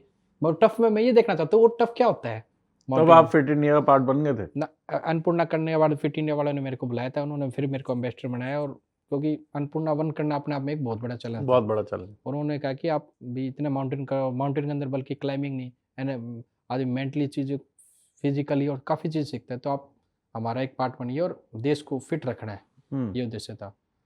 फिर अन्नपूर्णा वन में गया, अन्नपूर्णा वन मैंने 7 दिन में क्लाइम किया था। 30 तारीख को मैं पहुंचा था बेस कैंप पे, और 7 तारीख का मेरा सबमिट था, फास्टेस्ट सबमिट था मेरा अन्नपूर्णा वन, 7 अच्छा। दिन के अंदर। मैं नॉर्मली कितने दिन में करते हैं? नॉर्मली वही 1 महीना लगता है। हुआ क्या, जो 1 महीना लगता है आपने 7 दिन में किया? कंप्लीट किया था मैंने अन्नपूर्णा वन। हुआ क्या, हम 30 तारीख को पहुंचे थे, 30 तारीख को वेदर देखा, उस टाइम में थोड़ा प्रैक्टिकल होता है, माउंटेन में प्रैक्टिकल चीज़ें ज़्यादा चलती है, फिजिकली जरूरत है, प्रैक्टिकल चीज़ें, रूल काम नहीं देते माउंटेन में, बोला ये चीज़ रोटेशन जरूरी है, लेकिन जब फिर वेदर देखा, वेदर 7 दिन का क्लियर दिखा रहा था, उसके बाद वेदर खराब था 1 महीने का। हालांकि वेदर फोरकास्ट होता है ना, वो 6 दिन तक तो ठीक उसका था। बेस कैंप कितनी दूर होता है? उसका बेस कैंप मान उसका बेस अगर वो 80 उसका बेस 4500 पर था समथिंग। तो बेस कैंप वहाँ बनाया जाता है जहाँ आप कनेक्टिविटी हो जाए आपकी सिटी से, हाँ, और पानी का कनेक्शन, और हेलीकॉप्टर भी पहुंच आ सके। जाए बेस कैंप, हर इमरजेंसी केस में सारी चीज़ें कनेक्टिविटी हो जाए। तो फिर वेदर हमने देखा, वेदर 7 दिन का वेदर क्लियर था, उसके बाद वेदर का हफ्ता हैवी स्नोफॉल दिखा रहा था, जो वेदर फोरकास्ट देखते हैं, और वैसे वेदर 6 दिन तक देख सकते, उसके आगे देख नहीं सकते। अब आइडिया ले लिया हमने, वो यार 6-7 दिन तक वेदर क्लियर है, उसके बाद क्या पता वेदर जब माउंटेन खराब होता है ना, क्या पता एक महीना ना खुले। तो इसलिए आपने बोला 7 दिन में करना 7 है। दिन में क्यों सारी चीज़ दिमाग में सेट कर ली पहले, अगर वेदर ना खुले एक्सपीडिशन वैसे ही फेल हो जाए। हमारे साथ मेरे साथ पैरामिलिट्री फोर्स की बीएसएफ की टीम गई थी 15-20 मेंबरों की, वो उनकी टीम अलग कंपनी से थी और मैं अलग कंपनी से था। तो दिमाग में पहले 7 दिन का रूट मैप तैयार कर लिया मैंने फिक्स। 30 तारीख पहुंचा, 1 तारीख को कैम्प 1 रात को सोया, अगले दिन 2 तारीख को कैम्प 2 टच किया, सोया नहीं मैं क्योंकि टाइम कम था, टच किया सीधा आ गया 2 तारीख को। रोटेशन के लिए। रोटेशन करके आया मैं, कैंप 2 पहुंचा, 5 मिनट रुका, सामान है ना रोटेशन करने के दौरान सामान ले जाते हैं नीचे से, वो सामान वहाँ छोड़ देते हैं। छोड़ते हैं। जो हम हाई इक्विपमेंट यूज करते हैं वो कैंप 2 के अंदर छोड़ देते हैं, एक टेंट लगा के वहीं छोड़ जाते हैं, ताकि सबमिट के दौरान जब जाए तो वो फिर से ना उठाना पड़े। वहाँ छोड़ दिया, वहाँ से आ गया मैं कैंप 2 तारीख को। 3 तारीख की पूजा होती है, कोई भी माउंटेन जब हम क्लाइम करते हैं उसके एक भगवान होता है, एक देवता होता है, उसके हम पूजा अच्छा। करके क्लाइम करते हैं, चाहे वो कोई भी इंडिया में हो चाहे कहीं भी किसी देश में। तो उस समय भगवान से ये प्रार्थना करते हैं हम जैसे जाएं वैसे वापस सेफ्टी आए। से वापसी आ जाए, पूरी टीम की दुआ करते हैं। और वहाँ ना थोड़ा सा तिब्बतन होते हैं, जो नेपाल के अंदर पूजा होती है माउंटेन में, तिब्बतन होते हैं, लामा होते हैं, तो पूजा कंपनी की 3 तारीख को। 4 तारीख को फिर मैं रेडी हुआ, रेस्ट का तो टाइम नहीं मिला, 4 को सीधा कैंप 2। सबमिट के दौरान हम सीधा कैंप 1 ड्रॉप करते हैं, कुछ लोग कैंप 1 चले जाते हैं जिसकी एनर्जी कम होती है, सीधा हम कोशिश करते हैं कैंप 2 ताकि एक दिन बचे हमारा। कैंप 2 पहुँचे, कैंप 2 तक पहुँचते थक के आपको बता रहा हूँ, थक तो क्या ज़्यादा लंबा हो जाता है, रात को तक नींद नहीं आती, थोड़ा थोड़ा दिमाग में रहता ही है। अब फ़ोन चला नहीं सकते, फ़ोन पावर बैंक ले जाते हैं हम 2, और रात को जब फ़ोन मतलब जैसे ही फ़ोन हो गया सोते हैं तो हम इस कपड़े के अंदर यहाँ किसी ने यहाँ से चिपकाए ताकि बॉडी की एनर्जी हीट मिलती रहे और ये जिंदा रहे। फ़ोन बाहर रखते हैं तुरंत चाहे टेंट के अंदर खत्म, डेड हो जाता है। पावर बैंक है, पावर बैंक हम जुराब या कपड़े है ये लपेट देते हैं, वो रखते हैं। और फोन चलता है वहाँ? फोटो खींचने वीडियो के लिए अच्छा, वीडियो ले जाना पड़ता है पावर बैंक लेके। वो बस पावर बैंक भी इसीलिए ले जाती है, मान ली डेड हो जाए तो फोटो वीडियो नहीं तो सबमिट कैसे माना जाएगा? क्लियर इंस्ट्रक्शन है नेपाल सरकार की, किसी भी कंट्री फोटो वीडियो नहीं है तो आपका सबमिट नहीं माना जाएगा। ठीक है। तो फिर हम 2 पावर बैंक ले गए और पावर बैंक ले जाना कैंप 2 से फिर कैंप 3 अन्नपूर्णा। कैंप 2 से कैंप 3 सबसे खतरनाक था, वो बिल्कुल ऐसे था और बर्फ है ना ऊपर से वो पड़ती रहती है, वहाँ पड़ती रहती है, पूरे दिन पड़ती रहती है। तो हम चलते ना तो शेरपन देखे मतलब बर्फ पड़ी है, तो बर्फ पड़ी हम आइडिया लेते हैं, बोले ये बर्फ पड़ी तो दूसरी जो बर्फ कुछ पड़ेगा पत्थर तो आधे घंटा या 20 मिनट टाइम लेता है। तो हम पहले तो वेट करते हैं वो कब से गिरे, वो गिर गई, गिरते फिर टाइमिंग फिक्स हो गया 20 मिनट में क्रॉस करना है पाथ। ये सब प्रैक्टिकल चीजें आइडिया लिया जाता है, क्या पता वो 2 मिनट बाद फिर जाए। लेकिन अब जैसे टॉप माउंटेन है, यहाँ बर्फ अटकी हुई है, ये एकदम गिर गई तो आइडिया हो कि जब तक दूसरी इकट्ठी ना हो तब तक वो थोड़ा टाइम लेगी 20 मिनट, उस 20 मिनट में क्रॉस करना होता है। और वो बिल्कुल ऐसे 70 to 80 डिग्री पर ऐसे बिल्कुल, पैर ऐसे नहीं होते, ऐसे रहते हैं पैर, बॉडी ऐसी रहती है। और वो कैंप 2 से कैंप 3 इतना टफ था, वो चलता रहा। सबसे आगे मैं चलना करा, मेरी टीम पीछे थी, मैं लीडर था उस अन्नपूर्णा 1 का एक्सपीडिशन का। तो मेरे से आगे एक बंदा था, ऊपर से ना एक बर्फ से गिरने लगी है जो बीच रास्ते में, मैं बीच में पहुंचा, बोला ऊपर से ना माउंटेन में गिरते तो वॉच आउट बोल देते, वॉच आउट। वो थोड़ी सी दिखती भाई, दिमाग में कनेक्ट गया तो खत्म, लाइफ है खत्म। तो वो आगे से जो धीरे थोड़ी स्टार्ट हो, मैं जिस पॉइंट पर करता ना वहाँ से टेढ़ा चला, मैं टेढ़ा ऐसे करते आधा किलोमीटर पूरी स्पीड, वो कहना मौत आओ ना आदमी सारी थकान दो गोली तीरा भाग जाए, जो ना भागने वाला भी भागे। तो कहने बाद शेर आ जाए तो ना भागने वाला भी खुद के भाग जाए। तो इतनी स्पीड तक गया मैं, ठक सांस चढ़ देगा, लेकिन जान बचाने का आदमी ना करे। वो मेरी टीम भी पीछे थी, वो देखती, वो भी मेरे पीछे होगी, वहाँ वो पूरा बर्फ को भरा है, वो एकदम गया साइड, एकदम काट जाए भी तो यार गया कि आगे जाए गेम लगा। तो फिर भगवान के सिद्ध भगवान ने याद करते हैं यार। शाम तक जाके हम कैंप 3 पहुंचे, 6 बज गए, बहुत लंबा था कैंप 2 से कैंप 3, अन्नपूर्णा का बहुत लंबा है। कैंप 3 पहुंचे, कैंप 3 पहुंचने के बाद रात को रेस्ट किया हमने, सो गए, एनर्जी खत्म थी। और अगले दिन शाम को चला मैं 4 बजे, सीधा सबमिट मारना था कैंप 3 का। वो कितना 7000 था? कैंप 3 था 6500 मीटर। अच्छा 65। और सीधा वहाँ से उससे न्यूज़ किया, कैंप 3 से सबमिट मारना था, टाइम कम था जब सबमिट होता हमारा 7 तारीख को। और कैंप 3 से शाम को 4 बजे चला, मैं आपको बता, ऑक्सीजन वही 0.5 चलाई, ऑक्सीजन बचाने है। वो 6500 से 8000 है? हाँ बहुत लंबा गया। हालांकि कुछ लोग कैंप 4 से सबमिट करते हैं, लेकिन टाइम कम था, मैं कैंप 3 से सबमिट मारना था, टाइम कम था, एक दिन कैंप 4 जाते तो एक दिन और एक्स्ट्रा लगता। तो हुआ क्या, वहीं से पैक किया, दिमाग स्ट्रोक रहा, मैं शेरपा साहब घंटे बता मेरे को कितने लगे हैं। अब मैंने आइडिया तो ले लिया 1500 मीटर है तो कई घंटे का रास्ता हो गया। और फिर वो 15 घंटे का, 15 घंटे तो मैं 100 मीटर 1 घंटा तो मिनिमम होता है, बोला आपको 18 से 20 घंटे लगेंगे। दिमाग भाई हो गया मैं यार 20 घंटे पूरी रात चला। और उस टाइम खाने पीने का सब खत्म हो गया था कैंप 3 के अंदर मेरे, आज भी याद है। वैसे खाने के लिए ले जाते क्या हो वहाँ? खाने का भी मैं आपको बताऊंगा आज सारी चीज़ें। हाँ। तो खाने पीने का सब खत्म मेरे पास। और पानी था, और एक कोक पड़ी थी। हम कोक है ना सबसे ज़्यादा पीते हैं माउंटेन में, उसमें कार्बोहाइड्रेट अच्छा। एनर्जी होती है, शुगर एकदम बॉडी का सर्कुलेशन पूरा बढ़ा देते हैं एकदम, और फुल एनर्जी देते हैं। सबसे ज़्यादा कोक पी देते हैं। ग्राउंड पे तो हम कभी नहीं पीते, माउंटेन में कोक ही कोक पीते हैं। तो फिर कैंप 3 से शाम को 4 बजे चले समिट के लिए हम। एक मेरे पास बिस्कुट का पैकेट था, थोड़े ड्राई फ्रूट थे, काजू बादाम थे, वे डाल लिए मैंने इस जेब में, बिस्कुट डाल लिया इस जेब में।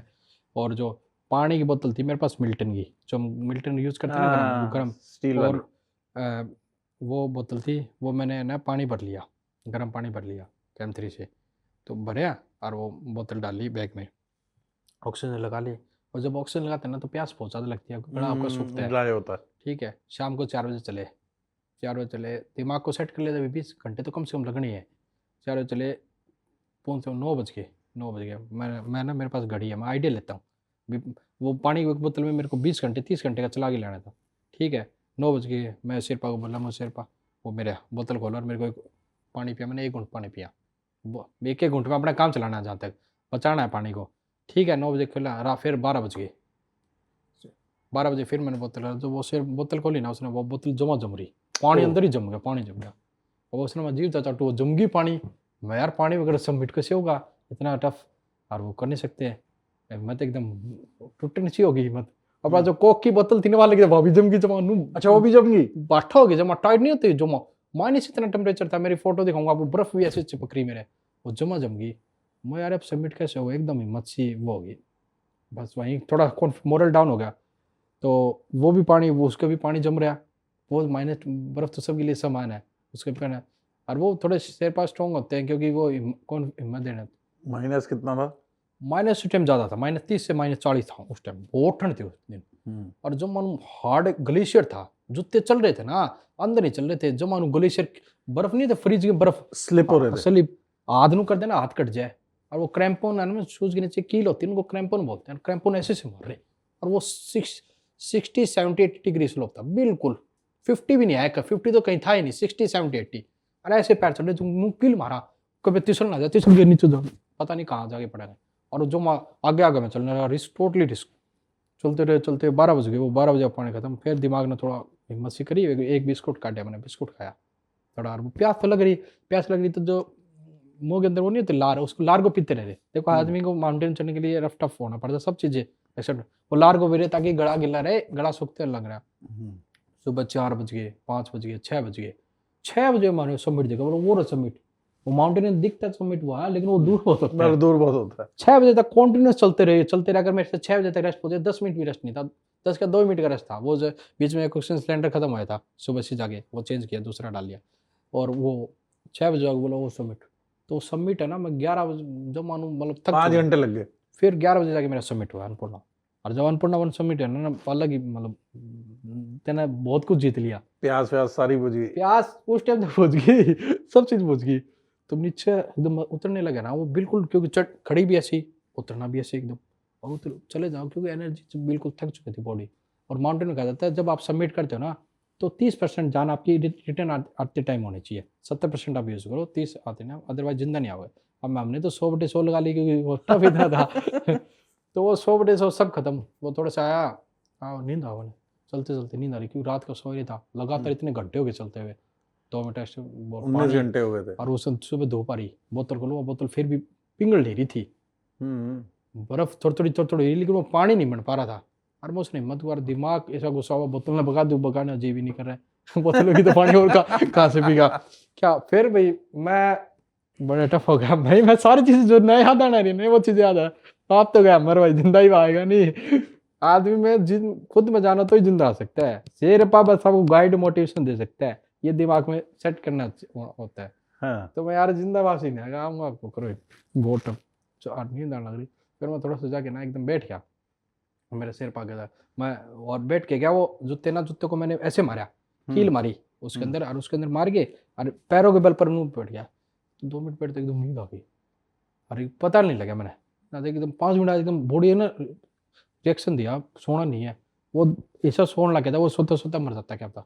एकदम बॉडी रिएक्शन दे, एकदम मैं दोबारा से एकदम मतलब नहीं है, एकदम हिम्मत सी किसी आ गई, एकदम मैं दोबारा खड़े होते एकदम दिमाग को आया मैं यार और नींद आने लग रही है, मैं तो गलत फिर ठाई ना बर्फ नीचे था, बर्फ ठाई आँख का पन्नू चूके दी बर्फ ठाई अरे यार बिल्कुल ताकि नींद ना आए, आके वो गिल्ली हो जाए चेहरा, और फिर बर्फ उठा के मैंने मुंह में लगे, हालांकि बर्फ हम नहीं खाते क्योंकि उससे इन्फेक्शन हो जाते हो रहते हैं। हाँ बोले यार जिंदा रहोगा तो ये इन्फेक्शन जान बचेगी तो ये इन्फेक्शन हो गए, जान ही नहीं बचेगी तो आप करोगे क्या। फिर वो बर्फ ली, वो मुंह में पानी बनाया उसको 2 मिनट मैंने, फिर वो गिरता गया। मैं बोला इन्फेक्शन तो नीचे जाए ठीक हो गया, मर गया तो क्या ठीक होगा। तो आदमी बचने के लिए सब कुछ करना पड़ता है, प्रैक्टिकल वाली बात ये प्रैक्टिकल करी मैंने। बचागा तो सब चीज़ है, मर जाएगा करेगा क्या। और वो बस चलता रहा थोड़ी थोड़ी 2-3 घंटे चलूँ, वो चलना और खतरनाक था क्योंकि जब जितने आदमी मरते हैं ना, जितनी डेथ होती है माउंटेन के अंदर वो डाउन में होती है हमेशा, अप में कभी नहीं होती। अच्छा, सब डाउन में होती है, चाहे एवरेज पे बात को किसी माउंटेन पर, क्योंकि वो सबमिट कर लेता है आते टाइम उसकी एनर्जी होती नहीं, ऑक्सीजन खत्म होती जाती है, ऑक्सीजन भी तो कम होती जाने वाली, टाइम कम होता है, और वो बिल्कुल ऐसे चलते चलते क्या पता इधर गिर जाएगा इधर गिर जाए, वहीं खत्म है। तो सारी मरते टाइम मरते जितने भी लोग आते टाइम मरते हैं। आप इतने बैठ जाते हैं, एक मैं एवरेस्ट के पास फोटो दिखाऊंगा मेरे, वो बैठ गया था रेस्ट करने लगा, रेस्ट करते करते नींद आ गई उसको, वहीं डेथ हो गई उसकी, आज भी उसकी बॉडी वहीं पड़ी है। मैंने 2022 के अंदर बॉडी देखी थी, उसको देख के मैं और घबरा गया। तो वो रेस्ट तो कर ही नहीं सकते वहाँ, तो वो दिमाग ने बॉडी ने एकदम ऐसा दिया, खड़े हुए मैं उसे, और फिर वो बर्फ़ वही थोड़ी दूर चलूँ, वो बर्फ़ ठाऊँ आँख का बन चुका हूँ ताकि नींद ना आए, और वो पी ली, वो इन्फेक्शन ठीक हो जाए नीचे जाए। रात को 8 बजे मैं आया कैंप 3 के अंदर, बोलो रात को 8 बजे पड़ा, तो आप देख सकते हो कितने घंटे लगे मेरे को। सुबह चलाया, शाम को चला था 4 बजे, सुबह के 4 बज गए, शाम के 4 बज गए, 24 घंटे तय हो गए। 28 घंटे सुबह के 4 शाम के 4, और वो 28 घंटे कॉन्टिन्यूस चले हूँ। 28 घंटे लास्ट जो आते टाइम है ना, कैंप 3 में मेरे वहाँ पानी वानी मिल गया। कैंप 3 के अंदर पानी मिला, अब वो पानी ऐसे मिला रात को सो गए हम बस। वो जो थकान, कैंप 3 क्या होता है कि माउंटेन सबमिट कराना बाद कैंप 3 क्या होता है कि वहाँ आपको ऑक्सीजन की जरूरत नहीं पड़ती, उस पॉइंट तक सेफ माना जाता है। बीच दौरान आप अगर सोओगे ऑक्सीजन खत्म होगी डेथ हो आप, तो वहाँ क्या होता है कि ऑक्सीजन भी हट जाते हैं तो आप सर्वाइव कर पाओगे, इसलिए ऑक्सीजन लेवल तक आना जरूरी होता है सबमिट के बाद बॉडी का। और फिर कैंप 3 आने के बाद फिर फील हुआ अभी चलो आ तो गए, अब मैं खाने के बाद जाता हूँ। खाने में क्या होता है कि हम है ना, जब हम सबमिट जाते हैं ऊपर जाते हैं कैंप 1 कैंप 2 के अंदर, एक टोपिया ले जाते हैं, छोटा सा टोपी होता है, वो बैग के अंदर डाल लेते हैं, जो ट्रैक बैग होता है। एक बुटीन गैस लेते हैं, carbon dioxygen minus temperature में जम जाती है, बुटीन गैस के छोटे छोटे वो आते हैं, 3-4 बुटीन ले लेते हैं, 3-4 एक टोपिया ले लिया।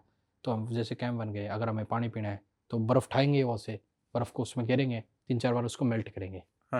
मेल्ट करने के बाद तो गर्म हो जाता है, तो कीटाणु निकल जाते हैं, और उसको हम फिर जो हमारी मेल्ट नहीं बोतल है उसके अंदर डाल लेते हैं और उसी से पीते हैं हम। तो 3-4 अब नीचे सारी चीज़ होती है, नीचे जो 100 सिलेंडर होते हैं, बॉडी उठा कितना सकते हो आप, कैरी कितना सकते हो। एक टॉफ़ी है ना, एक टॉफ़ी का कागज़ पे अगर इतना हैवी लगने लग जाता है, जब आप ऊपर क्लाइंब करते हो ना तो वो बहुत हैवी लगने जाता है।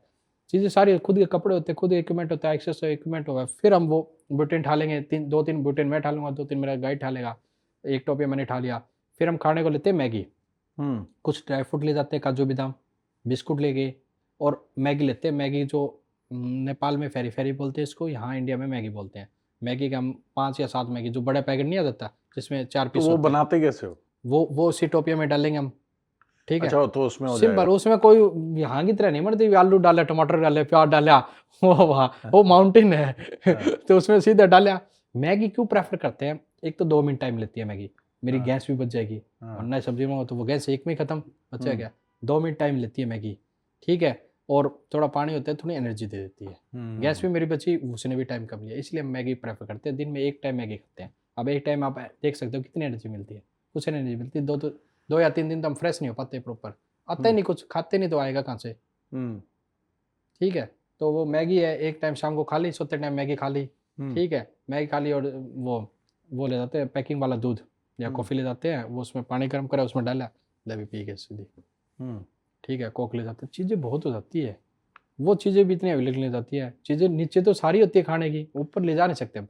तो जब हम सबमिट करते हैं ना 6 दिन में, 2 या 3 दिन वो मैगी खाते हैं बस, एक टाइम, और खाने का कुछ नहीं होता वहाँ, कुछ भी नहीं होता। तो एक बार बताओ आप, उसके बाद आपको फिट इंडिया ने चूज कर लिया जी, अन्नपूर्णा करने के बाद फिट इंडिया ने बुलाया, उन्होंने मेरे को चूज किया एज अ ब्रांड एम्बेसडर जी, for mountaineering yes in India. Now एक बात बताओ, आपको फाइनेंशियली गवर्नमेंट सपोर्ट कितनी मिलती है?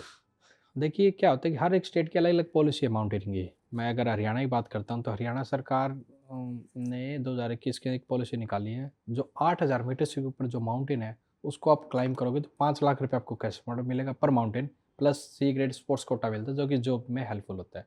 अगर मैं यूपी की बात की तो यूपी 8,000 मीटर के ऊपर से 15 लाख रुपए देता है।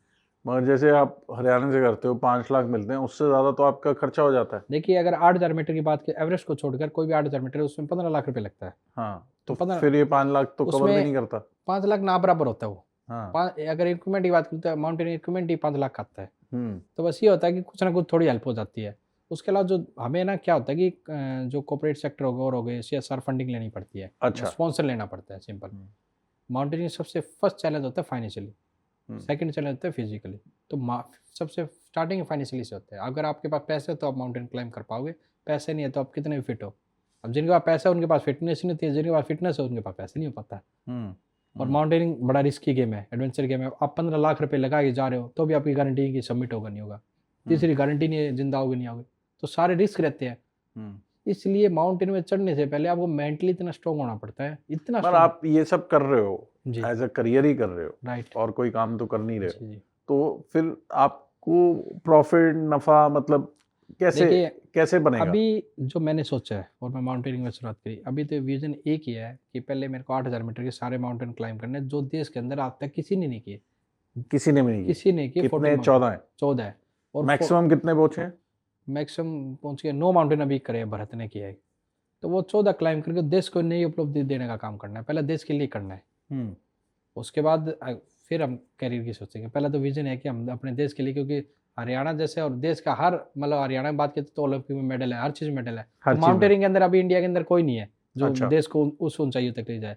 तो मैं पहले माउंटेनिंग के अंदर मैं अपने देश को उस लेवल तक लेके जाना चाहता हूँ जहाँ वर्ल्ड के अंदर माउंटेनिंग में भी नाम लिया जाए तो इंडिया का नाम जरूर लिया जाए। फिर उसके बाद भी आगे की लाइफ को। फिटनेस कैसे मैनेज करते हो? क्या रूटीन होती है आपकी जब यहाँ होते हो? तो देखिए अगर मैं यहाँ होता हूँ तो मैं सुबह 5 बजे उठता हूँ। हम्म। डेली 10 किलोमीटर की हमारी वॉक होती है, स्टेमिना Walk? रनिंग से अच्छा, रनिंग running। करते हैं हम।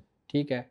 उसके बाद हम एक्सरसाइज करते हैं, पुशअप करते हैं, अप एंड डाउन करते हैं, और आउटडोर करते हैं, हम ग्राउंड के अंदर करते हैं क्योंकि ग्राउंड के अंदर हमारी ज़्यादा मिलती है हमें स्ट्रेंथ जैस कम्पेयर टू जिम भी ठीक होती है, बट आउटडोर हम करते हैं। एक टाइम हम रनिंग करते हैं, एक टाइम हम जिम में चला जाते हैं। ये मेरी प्रक्रिया 10 किलोमीटर रनिंग तो होती है। और डाइट में है ना, मैं अगर बात की जाए, देखो मैं गांव से बिलोंग करता हूँ, बड़ी देसी डाइट लेता हूँ।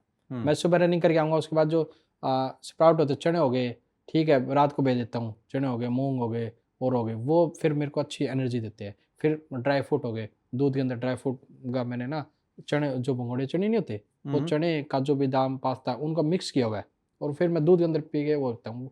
चना आपको स्ट्रेंथ देता है, स्टेमिना बनाएगा आपका, लंबा स्टेमिना। माउंटेन में लंबा स्टेमिना जरूर होता है, तो वो ड्राई फ्रूट खाता हूँ। फिर नॉर्मल जो खाना होता है वो अपना लेता हूँ। खाओ कुछ भी, लेकिन प्रैक्टिस जरूरी है। तो कोई कुछ भी तो नहीं, मतलब आपको मतलब बाहर का चीजें नहीं खाते, जंक फूड नहीं खाते हम, वो तो मैं, लेकिन नेचुरल जो घर का खाना वो कितने भी खाओ, उससे कोई दिक्कत नहीं है। लेकिन वर्कआउट अच्छा करोगे तो खाओ भी, डाइट भी आपको अच्छी चाहिए। तो वर्कआउट हमारा अच्छा रहता है, तो गाँव के दूध होता है, खुद का घी होता है और रोटी होती है। एक बात बताओ, इतनी मेंटल टफनेस से आप गुजर के आते हो, मतलब मौत को 100 बार देखा होगा जी, ये अपने सामने कईयों को मरते भी देखा होगा, तो जब आप देखते हो आपके सामने कोई मर गया, उस समय मतलब ऐसा नहीं होता कि उसको देखिए मैं आपको बताता हूँ, मैंने ना 2022 के अंदर सबसे पहले मरा हुआ देखा था। मैंने बताऊँ उस टाइम मैंने जब टॉप समिट से बिल्कुल 50 मीटर नीचे था, वो मैं एकदम कुदरती नजर इधर गिरी, वो सामने बॉडी बैठी हुई थी, तो इतना घबरा गया उस टाइम में, और घबराहट ऐसी हुई यार, मतलब वो मरा हुआ आदमी देख के, इतनी ऊंचाई पे जाके देखे इधर। फिर मेरा शेरपा था, तो मैं उसको देखा, बोलो इसकी तरफ मत देख, तो उस टाइम तो घबराहट हुई, फर्स्ट टाइम घबराहट हुई। फिर एक बार हिम्मत करके सबमिट किया और फिर नीचे आया धीरे धीरे।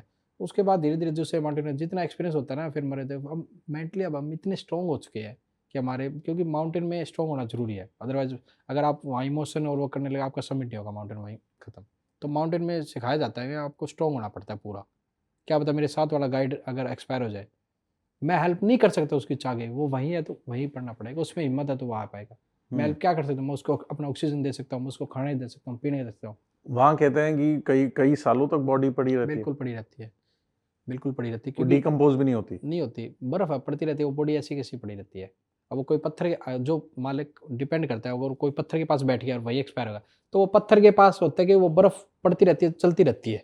अगर कोई बर्फ के अंदर बीच में गिर गया तो वो बर्फ क्या होता है कि चेंज होती रहती है। फिर उसकी बॉडी, आपने सुना होगा बोला इसकी बॉडी 100 साल बाद मिली है, 50 साल बाद इसकी बर्फ के अंदर बॉडी मिली। वो ये होता है कि बर्फ में वो बॉडी दब जाती है कई जगह, वो कई साल बाद कल को कोई किसी के पैर लगे टच हो तो वो बॉडी मिलती है। एक बात बताओ, जब आप ऐसे पहाड़ों में रहते हो, जब आते हो, नॉर्मल हमारे जैसे नॉर्मल इंसानों से मिलते हो, जो कोई जी मेरे ऑफिस में किसी ने ये कह दिया तो वो परेशान बैठा होता है, या मेरी गर्लफ्रेंड ने ये कह दिया, या मदर से लड़ाई होगी या हस्बैंड से लड़ाई होगी, जब आप उनको देखते हो ये छोटी छोटी प्रॉब्लम में डीमोटिवेट होते हुए, तो अजीब सा नहीं लगता होगा आपको? पहले देखो हम भी पहले थे, लेकिन जब हम माउंटेन चढ़ गया ना तो जो घरेलू प्रॉब्लम होती नहीं है मैं बड़ी छोटी लगती है। हाँ। सोलर ड्रेस के लिए बिल्कुल जीरो, हमें उसको फील ही नहीं करता। आप नहीं फील करते, वो आप- मगर आप लोगों को जब देखते हो तो बड़ा डिस्कनेक्ट नहीं फील होता? कोशिश करते हैं हम जब भी, तो मैं सबको बोलता हूँ कि एक बार है ना जीवन में आप ट्रैकिंग जरूर करके आओ।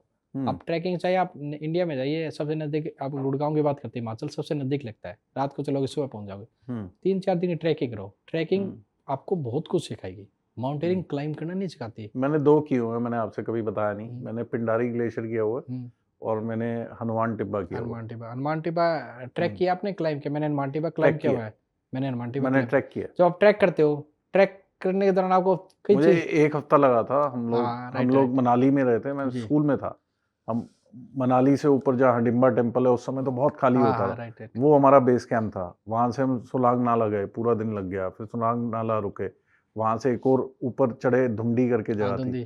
फिर धुंडी रुके, फिर धुंडी से हाँ। फिर ऊपर, फिर बिल्कुल। धुंडी जो है स्लोप थी इसकी। धुंडी में बहुत कानों के अंदर मुझे याद है वो लाल रंग के टिक्स आ जाते थे, रुई डाल के सोना पड़ता था रात। बिल्कुल, फिर वो बिल्कुल। धुंडी स्लोप एकदम नीचे है, बेस ऑफ हनुमान टिब्बा है। हनुमान टिब्बा। फिर वहां से हम ऊपर चढ़े, तो फिर वहाँ फिर मस्ती करना शुरू हो गए वहाँ पे। तो वो स्लेजिंग थी नहीं, मगर वो ऐसे ही एक दूसरे को धक्का देते थे धक्का और देते। बर्फ के ऊपर ही बैठ के स्लेजिंग हाँ, करते थे। बिल्कुल। तो वो किया है। तो थोड़ा, और नैनीताल माउंटेनियरिंग एसोसिएशन से हाँ। मैंने सर्टिफिकेशन भी किया था। एक्चुअली फर्स्ट आया था तब जी। 11वीं में। तो वो थोड़ा बहुत टफनेस पता है, मगर जो आप बात कर रहे हो वो तो एक अलग ही लेवल है। मैं तो बस यही कहता हूँ, ये जो घरेलू है, जिनकी घरेलू लड़ाई हो, एक बार उनको ट्रैकिंग पे भेजो तो सारी लड़ाई खत्म हो जाएगी। आजकल है ना शादी के बाद ज्यादा लड़ाई होती है, तो हस्बैंड वाइफ को एक बार ट्रैक पे जरूर भेजो। जिंदगी में परेशानी नहीं होगी, क्योंकि माउंटेन आपको इतना स्ट्रॉन्ग बना देगा कि आप ये जो छोटी मोटी लड़ाई है बड़ी, ये सब भूल जाते हो। ये बहुत छोटी लगती है आपको, लगती नहीं है कुछ। अब हमें कुछ कह देखो, हम इन चीजों से बड़ा स्ट्रॉन्ग हो चुके, ऊपर चुके हैं, बहुत ऊपर लेवल तक जा चुके हैं। हमें अपने माउंटेन में जीवन दिख जाता है, आपको अपना आपका पता लग जाता है यार आप क्या कर सकते हो लाइफ में। माउंटेनिंग से आपका जीवन में बहुत बड़ा बदलाव आ सकता है। अगर कोई यंग बच्चा अगर वो जाए भी माउंटेनिंग में, डिसिप्लिन सीखते हैं, पंक्चुअलिटी सीखते हैं, टीम वर्क सीखते हैं, लीडरशिप सीखते हैं, काफ़ी चीज़ें सीखते हैं जो कि आपके जीवन में काम आती है। आपको एक आदमी इंसान बना देता है अच्छा सा। तो माउंटेनिंग तो मैं कह रहा हूँ, चाहे कोर्स करो ना करो, लेकिन एक बार ट्रैक जरूर कर गए। अगर कोई बच्चा है, पढ़ने वाला बच्चा, तो वो एक बार कोर्स जरूर करे, बेसिक माउंटेनिंग कोर्स 1 महीने का। वो कोर्स उसकी जीवन पलट देगा। इंडिया में 6 इंस्टीट्यूट है, मैं बता देता हूँ। JIM पहलगाम है सबसे, जम्मू कश्मीर। सेकंड NIM में उत्तरकाशी है, नेशनल नेहरू माउंटेन इंस्टीट्यूट। तीसरा अटल बिहारी इंस्टीट्यूट मनाली है। चौथा HMI है, हिमालयन माउंटेनिंग दार्जिलिंग। 5वां निमास नेशनल इंस्टीट्यूट माउंटेनिंग, वो अरुणाचल प्रदेश। और छठा सिक्किम है, ICHI। तो ये माउंटेनिंग हिली एरिया के अंदर होते हैं इंस्टीट्यूट है। और यहाँ एडवेंचर माउंटेनिंग होती है, स्कीइंग होती है, पैराग्लाइडिंग होती है, स्कूबा डाइविंग, सारे कोर्स होते हैं।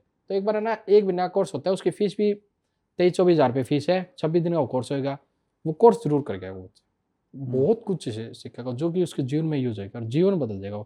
कम से कम एक करेगा तो आपकी फैमिली की जो छोटी मोटी परेशानी है जो आप कह रहे हो, इस जीवन में वो परेशानी से जरूर हट जाएगा। ना वो आने देगा, ना उसको वो परेशानी लगेगी। तो आजकल हम देखते हैं जितने हैं सबके प्रॉब्लम है। तो एक बार कोर्स करने, मैं तो चाहूंगा सबको एक बार कोर्स करने जरूर भेजो। तो एक बात बताओ, इंडियन गवर्नमेंट इस समय माउंटेनियरिंग में कितना काम कर रही है? इंडियन गवर्नमेंट बहुत काम कर रही है, बल्कि हमारी ना सेंट्रल मिनिस्टर सर से मीटिंग भी हुई थी, मनसुख मांडविया सर से। अच्छा। उन्होंने, क्योंकि हम माउंटेन है, तो वो हमसे गाइड लेते हैं कि हम माउंटेनिंग को देश के अंदर आगे कैसे बढ़ाए, एडवेंचर को कैसे बढ़ाए आगे। वो पूछते हैं? बिल्कुल पूछ रहे हैं। हमने सुझाव भी दिए, काफ़ी अच्छे सुझाव दिए कि इंडिया के अंदर माउंटेनिंग लोग क्यों नहीं करते, क्योंकि इंडिया में बड़े माउंटेन नहीं है। 8,000 मीटर का कोई माउंटेन नहीं है, तो लोग क्लाइंब करने नहीं आते।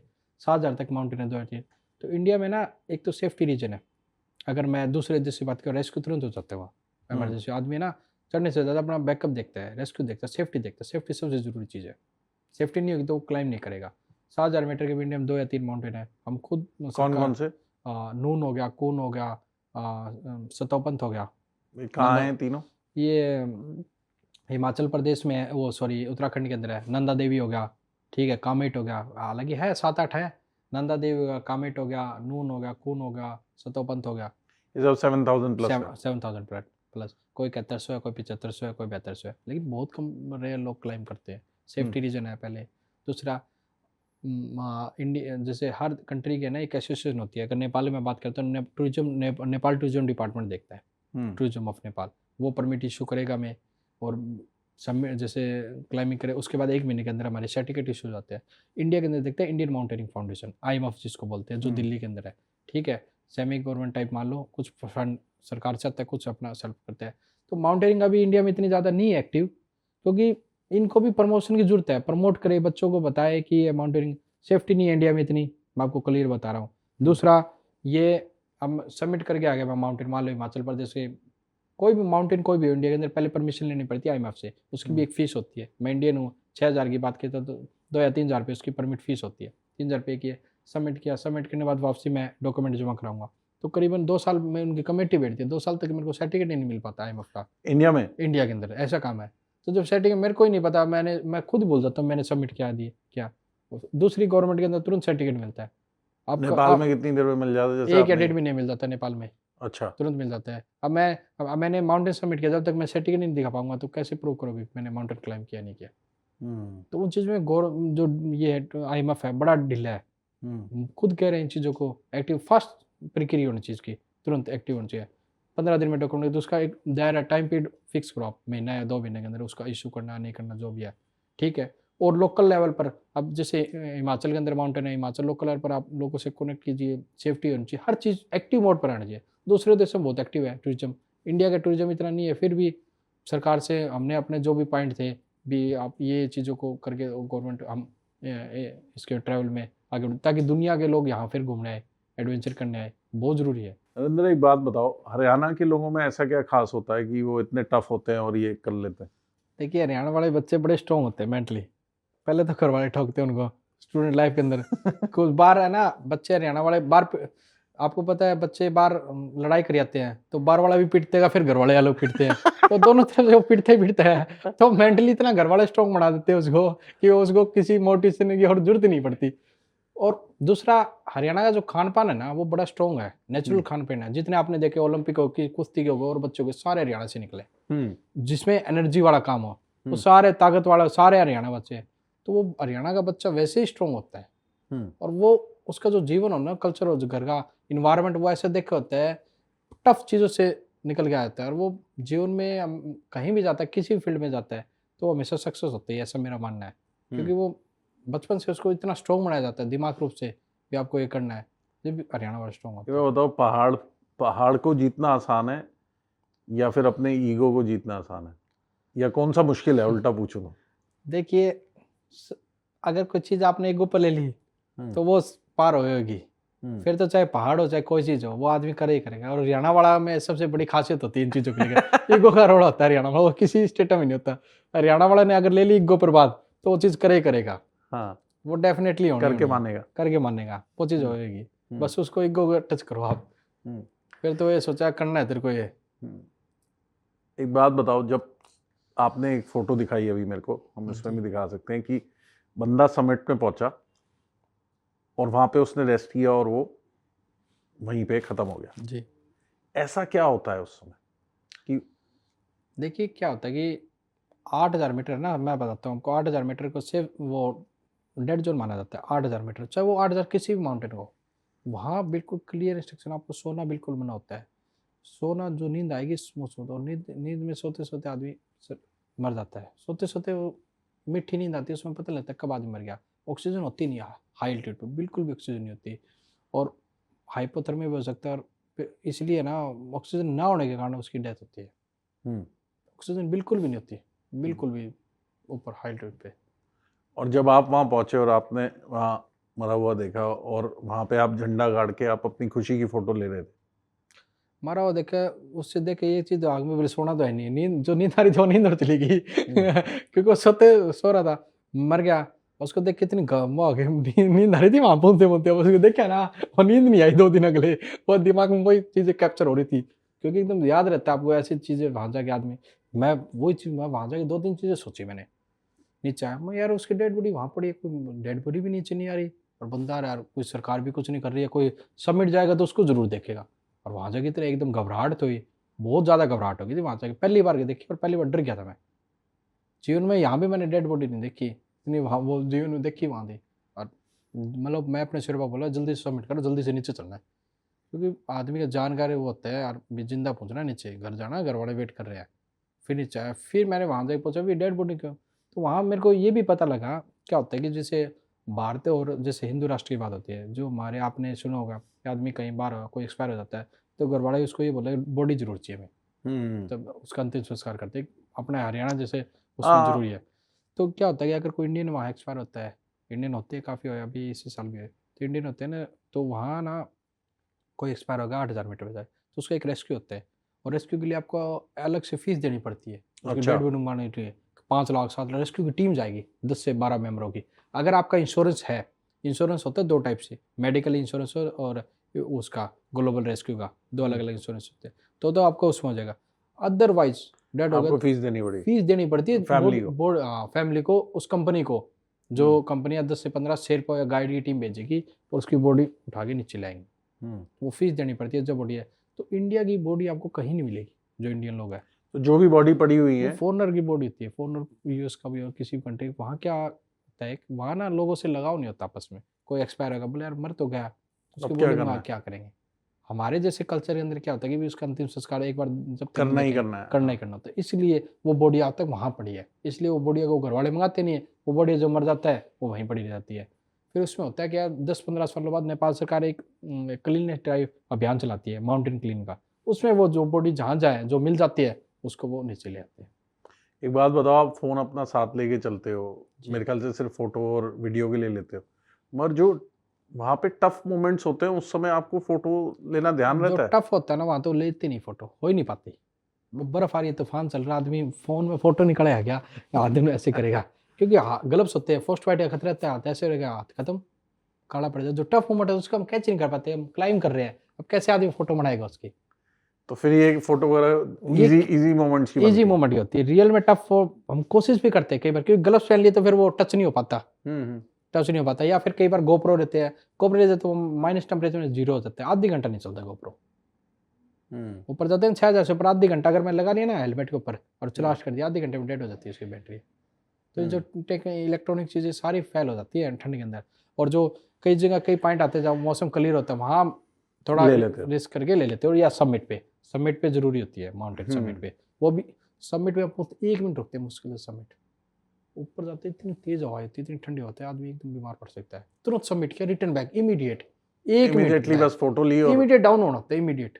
हम्म, 5 मिनट 10 मिनट बैठ के सिर दर्द होने लग जाएगा, तुरंत क्या होता है, जिंदा नीचे नहीं आ पाओगे। मतलब जो टफेस्ट मोमेंट्स किसी माउंटेनियर के होते हैं वो कभी कैप्चर ही नहीं होते। होते नहीं वो कैप्चर, क्रेवास होते हैं और होते हैं, वो कैप्चर करेगा तो वो जिंदा वापसी नहीं आ पाएगा, वो कैप्चर में रह जाएगा, क्योंकि वो क्रेवास से इतने खाई होती है, इतने उचड़ देते, वो हो ही नहीं पाते। या फिर लक की बात आती है कि कोई मतलब पीछे आपके गाइड हो, वो थोड़ा रिस्क लेके कर ले, कुछ लेवल तक हो जाते हैं, लेकिन रियल वाली चीज़ें होती नहीं, कभी नहीं होती कहीं भी। एक यंग लोग जो माउंटेनियरिंग करना चाह रहे हैं उनके लिए आपकी क्या एडवाइस होगी? मैं जितने भी यंग बच्चे हैं, देखिए अगर मैं बात करता हूँ कोर्स की, तो कोर्स के लिए जो न्यूनतम एज होती है वो 16 ईयर होती है। 16 अच्छा। साल का बच्चा माउंटेनिंग कोर्स कर सकता है, बेसिक माउंटेनिंग कोर्स बोलते हैं उसको, और उसमें 6 से 8 महीनों की वेटिंग है। इंडिया में 6 इंस्टीट्यूट है, मैंने हाँ, आपको वो बताया आपने। वो बच्चा अप्लाई करे, कोर्स करे, चाहे उसको आगे माउंटेन क्लाइंब करने या नहीं करने वो अलग फिर भी बात है, कर ले। लेकिन कोर्स जरूर करे, कोर्स से वो बहुत चीज़ें सीखेगा। और अगर जो 16 साल से कम बच्चे हैं या जिनको ट्रैकिंग माउंटेनिंग स्टार्ट करनी है, उसमें बिगिनर है, तो वो ट्रैकिंग स्टार्ट करे। इंडिया में त्रिउंड ट्रैक है, खीर गंगा ट्रैक है, छोटे छोटे ट्रैक से अपना स्टार्टिंग करे, धीरे धीरे छोटा ट्रैक करेगा, 1 दिन का करेगा या हाइकिंग करेगा, तो उसको अपने आप को पता लगेगा कितना फिट है, किन चीज़ों की कमी है, और आगे नेक्स्ट ट्रैक आए तो आपको अपने आप को क्या सुधार करना है, कैसे खाना है, उसकी कमजोरी भी उसको पता लगेगी। तो वो हाइकिंग और ट्रैकिंग से भी कर सकता है, और जो ज़्यादा जिसके पास टाइम है वो अपने माउंटेनिंग बेसिक कोर्स से भी कर सकता है। आपको लगता है आपकी कोई वीकनेस है माउंटेनियरिंग में जो बची हुई है? देखिए वीकनेस कोई ना कोई हर आदमी होती है, थक तो हर आदमी जाता है, देखो मैं भी थक जाता हूँ, मैं भी इंसान हूँ, थकते सब है, लेकिन अब मेंटली जो स्ट्रांग होता है वो अपने आप को थका हुआ नहीं मानता। थका मैं इतना थका होता है मैं आपको शो नहीं कराने दूंगा यार मैं थका हूँ, मैं कहूँगा अभी फिट हूँ अभी सबमिट करेंगे। तो वो जो हिम्मत होती है ना वही सब कुछ होती है, वो सारा ही मेंटल है। वो सारा टोटली गेम मेंटल है। 100/100 मैं मानता हूँ मेंटली, फिर फिजिकली की मैं बात करूँगा सेकंड। हालांकि माउंटेन चढ़ने के लिए फिजिकली तो स्ट्रांग होना पड़ता है, लेकिन मेंटली नहीं होए ना तो आप माउंटेन नहीं चढ़ पाओगे। क्लियर है, मेंटली पूरी चाहिए आपको।